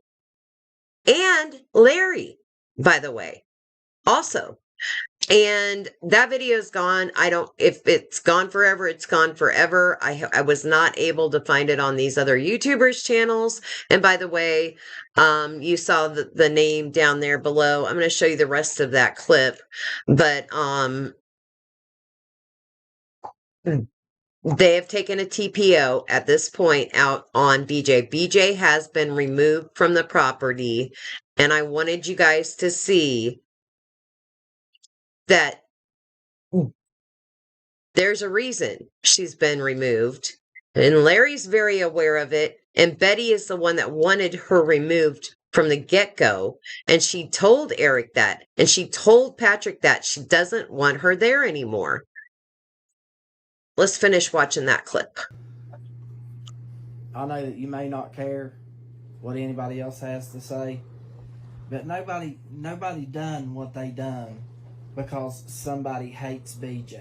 You know what I mean? You gotta understand.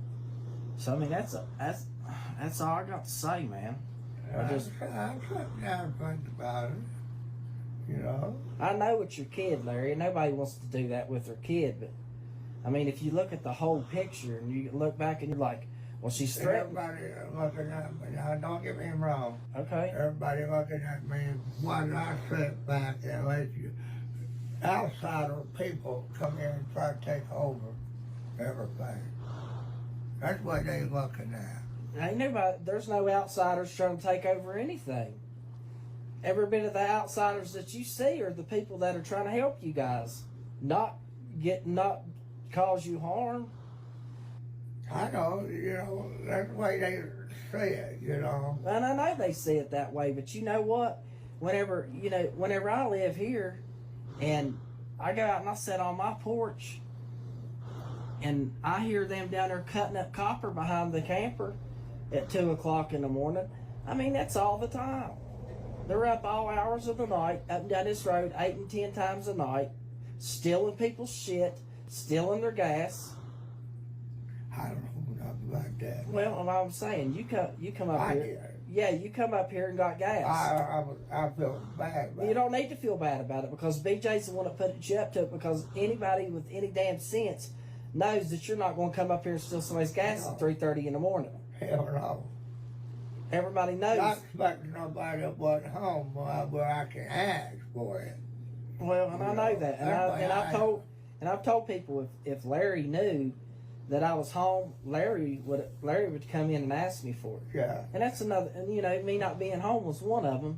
But the other thing too is you got to think of that you've allowed your daughter to manipulate you so much with her antics and her bullshit that she's made you do stupid stuff to get you in trouble.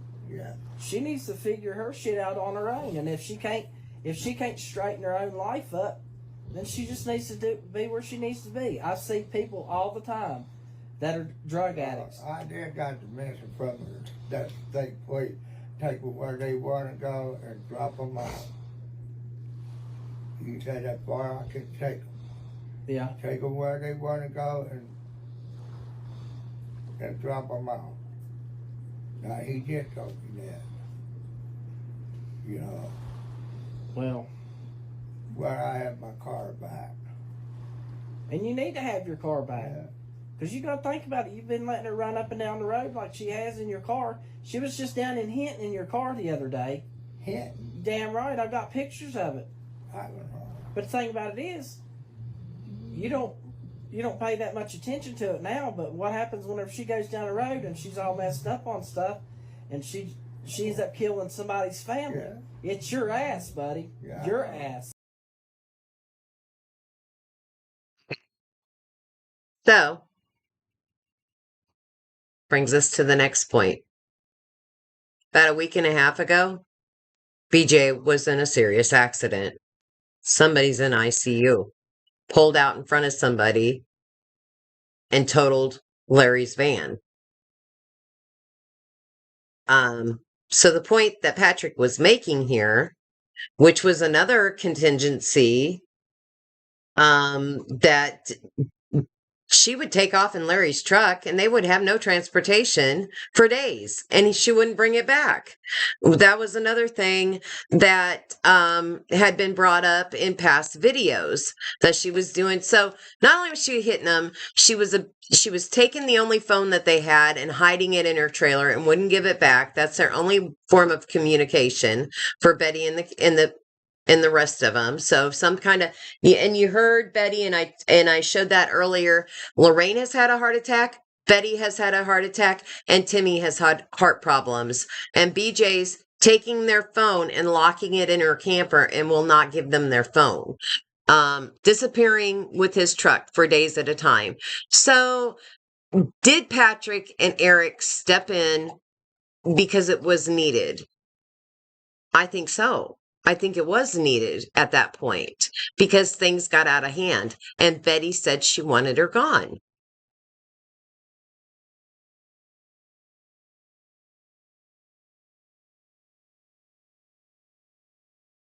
So we just got a few more minutes of that. I'll show the last part of that. And I know that you may not care what anybody else has. Keeps starting over again. Even if she's on your insurance, that doesn't matter. If she's on your insurance and she goes down the road and she kills somebody's family, it's your ass. Yeah. And it deserves to be your ass because you didn't listen.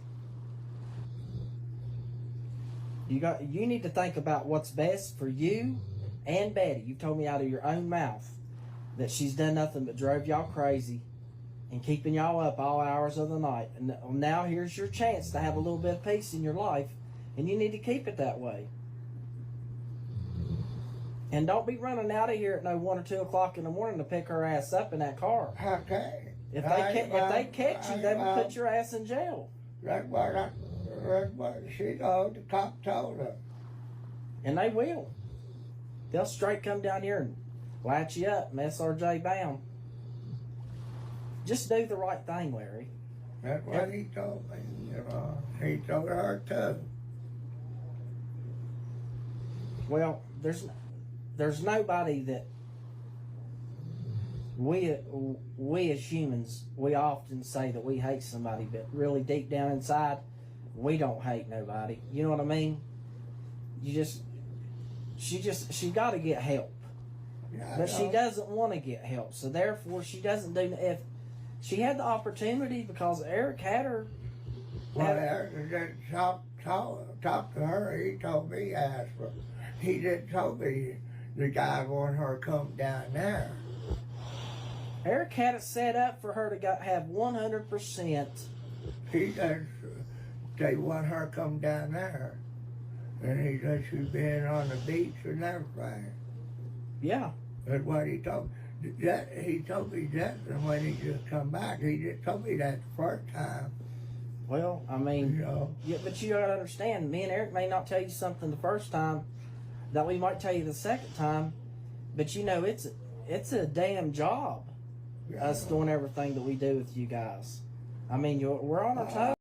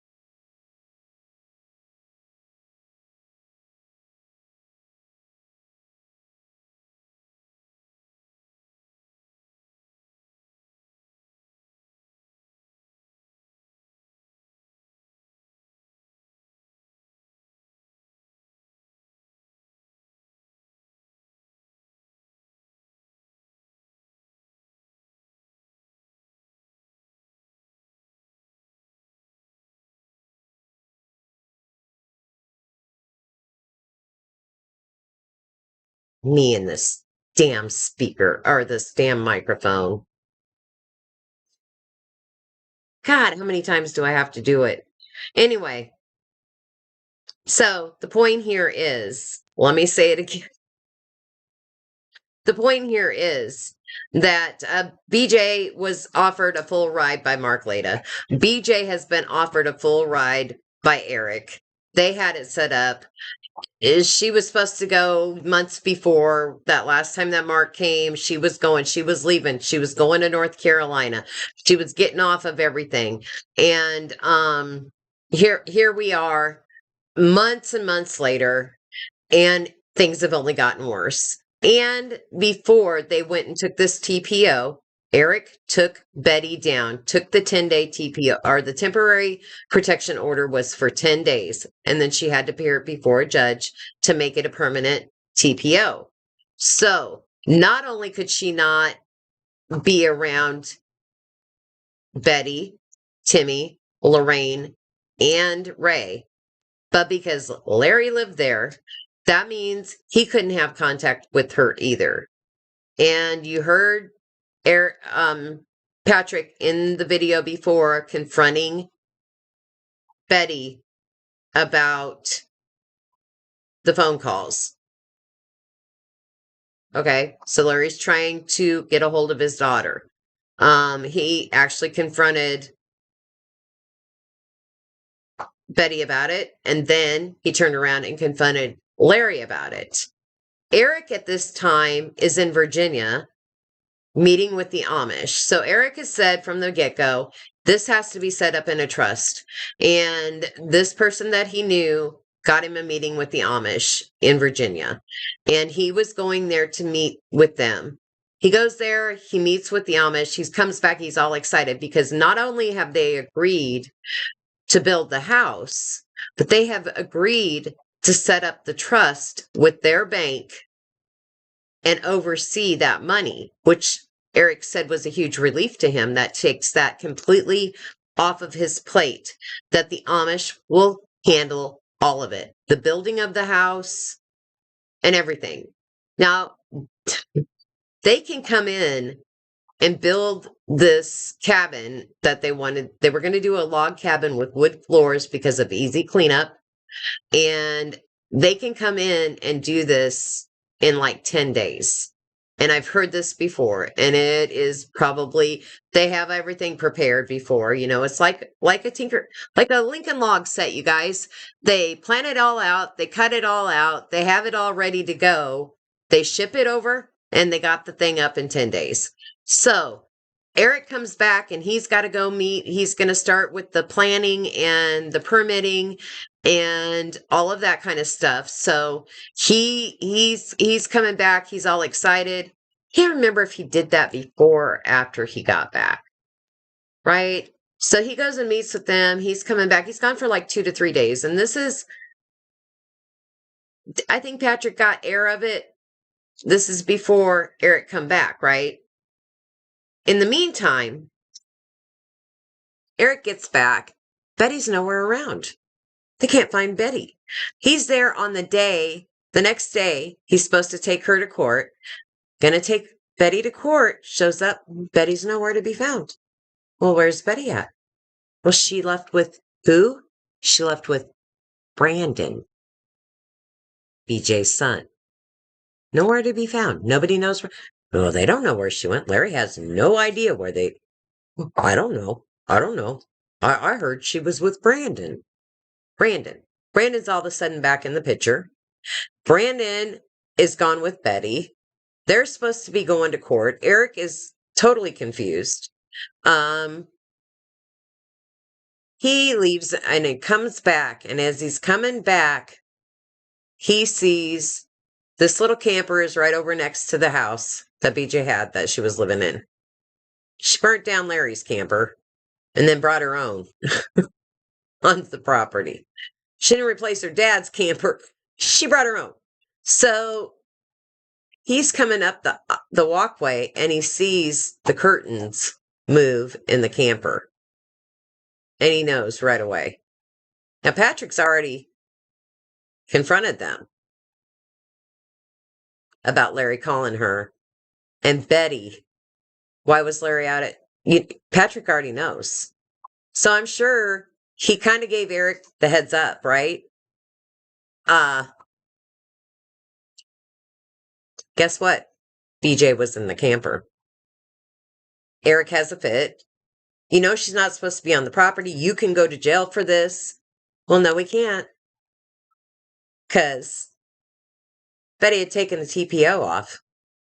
The court date was like the date before. So when they told Eric it was a 7 to 10 day, it was a 10-day temporary protection order. It was good for 10 days and she would have to go to court. I think Eric assumed that on the 10th day, that's where he was getting the date from. In the meantime, we don't know if Brandon just took her down there and had the TPO dropped, or if they changed the court date, or if the court date was never supposed to be on that day and she got notified what day the court was. But Eric was in Virginia when this happened. So everything went awry. BJ's back. There is no TPO. Eric's disgusted. He leaves. And a couple of days later, CPS shows up. After contacting Betty several times about putting the TPO back on, they show up. So, I'm going to show you a little clip about that, what Eric has to say about that, and we'll go from there. Let me get that for you guys.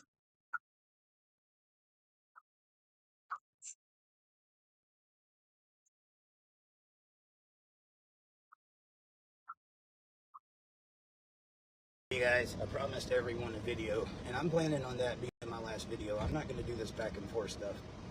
That's not my plan. I'm sure it would make for good entertainment for some people, but I do need to give you guys the full scope.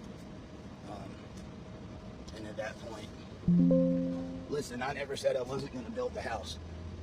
Right now, I'm not going to go build a house for Larry and Betty to live in. I can tell you that much. But still trying to find out about Lorraine, Ray, and Timmy. I have made contact, guys, but when I can update you, I will. I will say this. This is something I found out that it's a very big twist and very important to the story. I've been blamed for missing that court date. That court date was September 4th. It was missed.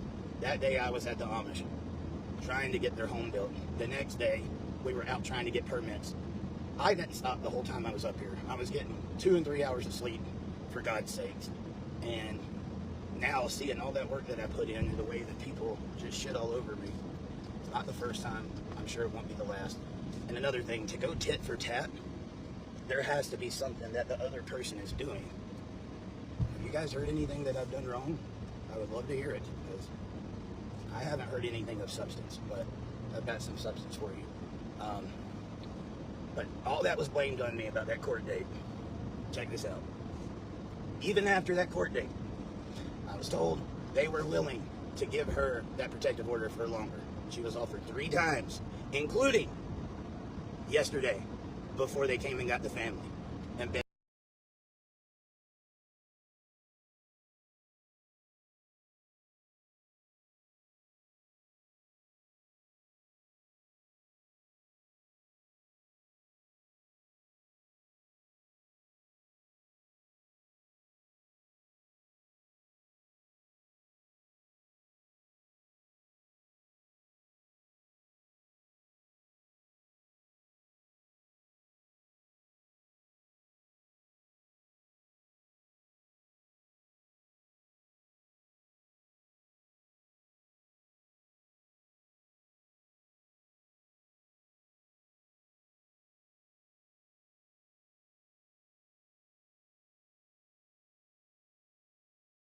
Quit doing this. Something is wrong with me, you guys. Granny brain, granny brain, granny brain. So 3 times they offered to put the TPO back on before CPS showed up. 3 times they offered Betty the TPO. And I don't know, Monkey Paw. I think I might be. Oh my gosh. Anyway, so there you heard it. 3 times she was offered. So CPS has not been involved up until this point, you guys. That's the one thing I want to point out here, because I think people get this backwards. So they went and put the TPO out at the courthouse. Eric did. Eric and Betty took Betty. Betty took out the TPO. Eric has explained the importance of this to her. Patrick, we heard, explain the importance to her and to Larry of protecting themselves and others. And I'm sure when they contacted Betty 3 times, he said, after she dropped the TPO, they contacted her 3 times before CPS showed up at the house. hey guys, I promised everyone a video, and I'm planning on that being my last video. I'm not going to do this back and forth stuff. Yeah, Mark, you may know. Do they usually offer people a continuance like that? Like, go out of their way to, like, are you sure? Sometimes, not all. Sometimes? Not all the time, but because this is such a high profile. Because it's so high profile, I really don't think they wanted to step in and do what they did. But they had, No choice. I'm going to be honest with you. Every time I saw Ray, his pants were completely soaked in urine. Feces, guys. The smell I cannot put into words. On that floor, there is dog feces, cat feces, human feces, urine, it's on the floors, it's on the walls. It was one of the first things I noticed when I got there. It's been there so long, there is fungus growing out of the feces. It's on Ray's bed, it's on the couch. And every time Ray just does what Ray wants to do, I've seen him in fecal matter, where he's went number 2 on himself and just laying around on the couch. Did that couch get cleaned? Okay. So, as I was saying, CPS has not been to the house. This has not been a matter of CPS has been out there before. Were the locals all aware of the conditions these folks were living in? I think they were, but CPS has never been involved up until this point. And when Betty refused to put the TPO back after claiming there was abuse in the home, that's why she took it out to begin with, was because of physical abuse. Offered 3 times. CPS shows up. CPS sees the condition they're living in. And we have all seen it. If you've watched Mark's videos, if you've watched the videos, we've all seen Ray's condition. We have all seen Ray in almost every single video.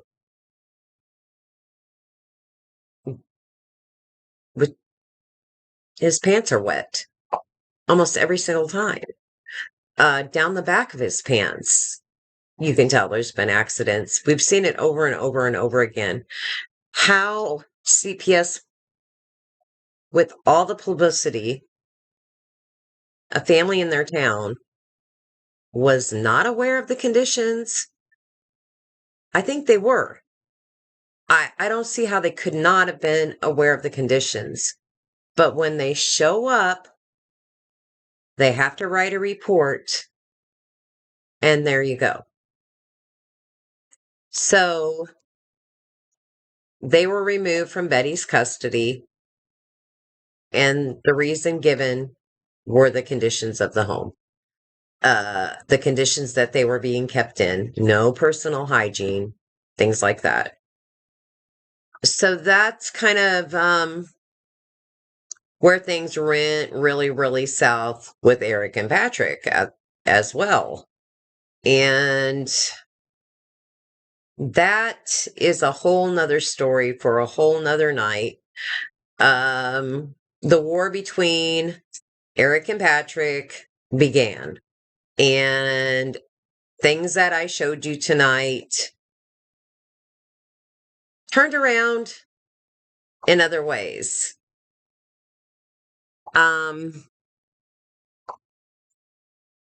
Patrick got charged. Patrick has 11 counts on him for frauding people with disabilities. That is still in court. Eric has not been charged with anything. And now we have, and oh, by the way, in the midst of all of this, after this happened and all these YouTubers grabbed on, 90% of them were definitely against Patrick.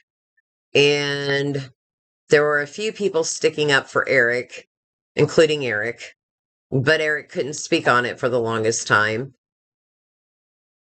But now they've turned on Patrick, or Eric as well. And I think Eric's done that to himself, and we can talk about that later too, and the aftermath of all of this and what's happened, as well as BJ's antics since all of this happened. But tonight I'm going to leave you there with basically what has happened to the Whittakers. So at that time, Timmy, Lorraine, and Ray were taken into custody by Adult Protective Services. Can you guys hear me? You can't hear me? You guys couldn't hear me I didn't even turn off my microphone that time. My media was still back up. Could you guys hear me? I don't know what is going on with this. Okay. So, Ray, Timmy,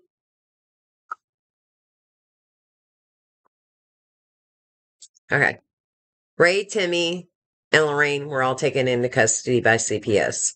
I can tell you that Timmy, from what I've heard and what I've seen, they've actually got Timmy learning life skills and in an apartment, and people have seen him out grocery shopping.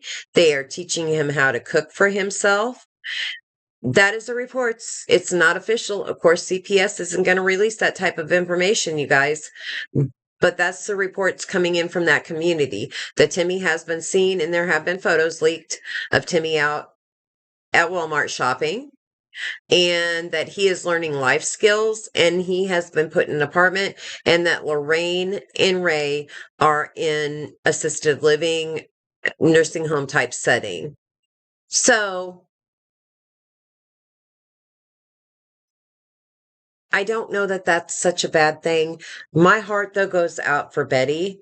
I don't understand why Betty was not removed with them. I wish Betty had been removed with them, but I guess if she's competent enough to take care of the other ones and was deemed their guardian, at this point, I don't know what is going to happen with Betty as far as all of this goes, if there will be any charges brought up against her. But my heart says she should have been removed from the situation as well. I don't know. What do you guys think about that? Betty is at a handicap too. Betty is being taken advantage of to this day, I believe. To this day, she is still being taken advantage of. I do have some clips that were published of Betty after the removal that are still available. I'll share that with you next time. I will tell you a little bit about the war between Patrick and Eric and where that has landed. And I know there is a court date coming up, so I will try to find out as much as I can about that as well. And we're going to go into the feeding frenzy of the sharks of YouTube, because it seems like where one stops, another one picks up. And some of them have been, they have taken their content down as well. There have been a lot of finger pointing done after this. And we talk about the trolls of YouTube. And then, there's this. So I've been doing some investigating in that and watching some of their shows and seeing where some of them are coming from. I think some of them had good intentions. I believe others were like, ambulance chasers, basically. So, well,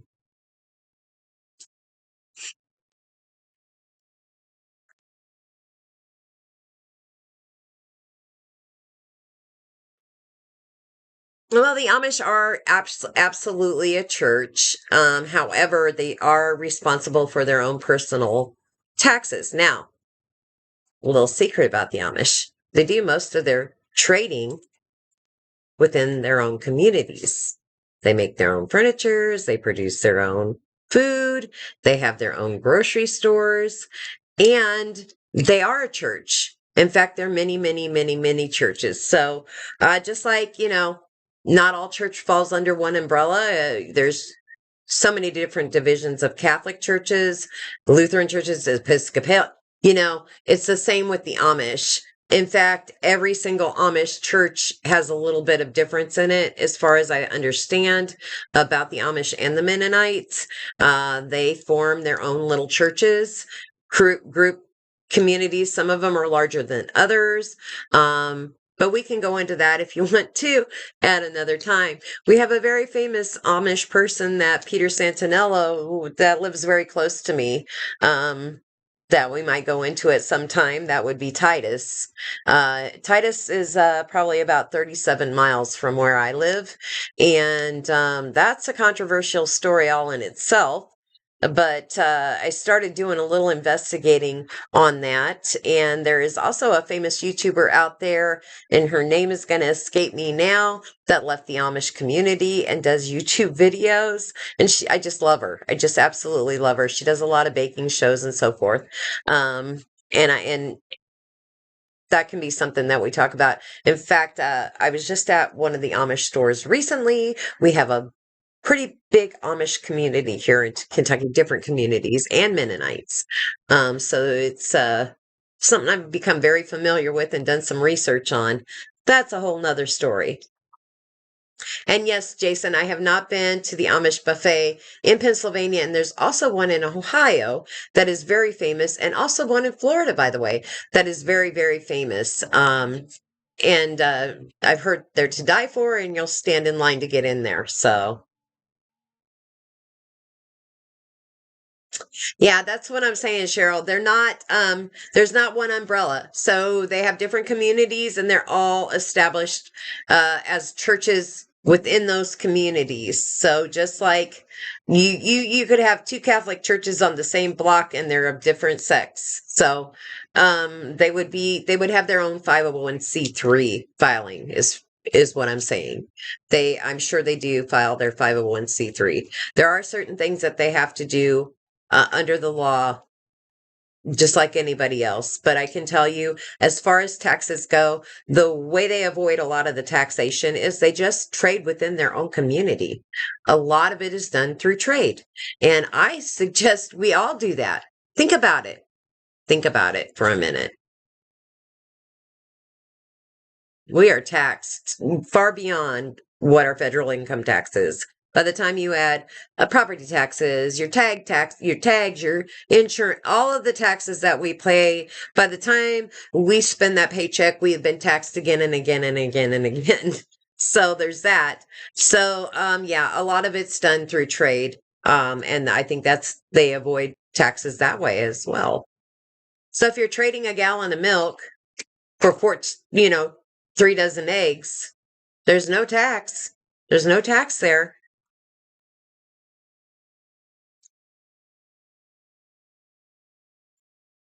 Yeah, Titus. Titus lives pretty close to me, hun. So, when his videos came on and they went really viral really quick, I looked it up and I'm like, oh my gosh, he's not that far from me. And then much later, things came out about Titus. So I'll just leave it like that. If you want to go watch those videos, Peter Santinello, I believe he took them down and now he's got them back up. The Titus videos. I'll have to check it. He took them down for a minute, but I do believe he has put them back up. Titus has his own YouTube channel, by the way, and there has been quite a bit of drama ever since him and Peter kind of parted ways. If you ever guys want to get into that, I've been kind of following that, not really following it, but when things started coming up about that too, way beyond what came up at first with his and Peter's relationship and why that went south. We could go into that another time. I'll have to do what am I have to do? Wednesday night, Soft White Underbelly, and then Friday nights, Peter Santinello. But, yeah, and if you're not watching Peter Santinello, go watch that interview that him and Mark did. Go check out his channel. You will not be disappointed. If you're interested in anything in the world, you can probably find something about it on Peter's channels. Or Peter's videos. He covers such a wide range of things. So, very good journalist. I really like his style. He's just a likable guy. And he talks to people. He goes to communities. He talks to people. He talks about what's going on, current events, and beyond. He's Muslims, Amish. He goes into all these different communities and he gets it from the horse's mouth. And I guess Titus does too. Mystery till next time. If you don't know, I'll have to share that with you sometime. Anyway, we've been on here for, oh my goodness, it's 12:20. Granny's got to work in the morning, guys. So I hope you enjoyed tonight's live. if you have any questions, shoot me questions in the comments about tonight's content. If there's any, now I'm giving you guys this opportunity. Wednesday nights are going to be Scratch My Underbelly nights. And I know I want to get to the topic of Rebecca soon, but if you guys are watching Mark's content and you're checking it out, and there are certain videos that you would like to highlight or us to talk about, there's a lot of different topics there, guys. You got to let me know, or I'm just going to pick them randomly and I'm going to go with what I like. Might do that anyway. I don't know. So yeah.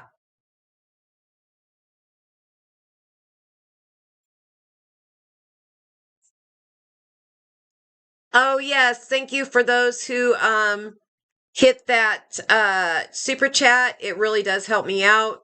I can tell you right now, we don't really make money on lives. We really seriously don't. I think the last one I did $1.39 as far as monetization. And you guys know I have had monetizations off. I've had them on. There was no monetization tonight. Just kind of going back and forth on it. So I would like to keep my live. Oh, thank you so much. Thank you very much. Thank you very much, Jason. Almost called you Jasper. Thank you very much for that. I would like to keep the lives free, free of ads. I really would. I enjoy doing the lives. But I'd like to continue to grow my channel. I would like to get some professional software for editing and their things like that. And in order to do that and keep growing that way, I do have to be earning something here. Anyway, I do appreciate the super chats, guys. Thank you very much. And I just want to say that I do enjoy this. Let me know if there's certain topics you want me to, yes, Sarah, please reach out to me. I would love that. Grannies Gotta Go at gmail.com. Let's talk.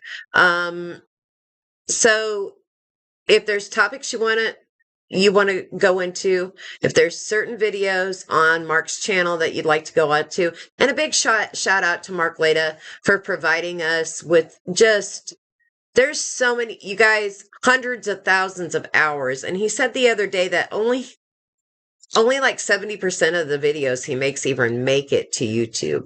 He said that he's got videos, people come in and they start telling their stories and he knows they're full of crap and he can't even put them on and pays them and sends them on their way. He said there's even some that the stories were so good, even though he knew and he researched them after the person left, the story was so good and they told it so well, he puts them up anyway with a disclaimer.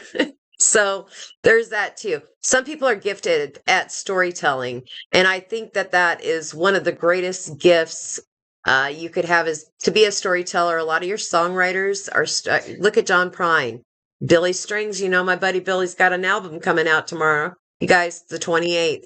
And I do want to highlight him as well and tell his backstory for you guys because it's so inspirational. So inspirational. Look at Dolly's. Look at Dolly. She was the best storyteller. And that is a gift. It's a gift I think we're losing. And we're losing a lot of stories that Grandpa used to tell us, and it used to be handed down traditionally. And now we're in this digital era that I think a lot of those stories are being lost. And I'm glad there are people out there getting those stories. People like Mark, people like Peter Santinello. There's even, Mr. Ballin, who tells those good old fashioned urban legends so we don't forget them and they're not lost in time. So kudos to the storytellers. What a wonderful gift to be able to tell a story the way people weave and tell their stories. And I love it. So you guys let me know and leave it in the comments. Send me an email if you want certain topics on Mark's channel covered in the future, and I'll get it done. Okay? So Granny's Gotta Go, guys. And I'm going to work on the whole microphone thing. It's taken, do you know how long it took me just to be able to show you guys media? It took me months to learn how to do it and get it set up.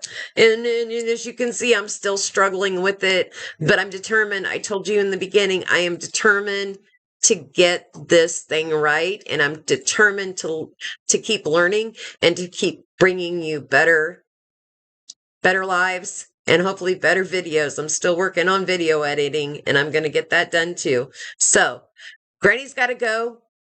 Watch a video on editing. I hope you guys had a good time. I sure did. Good night, everybody. Bye.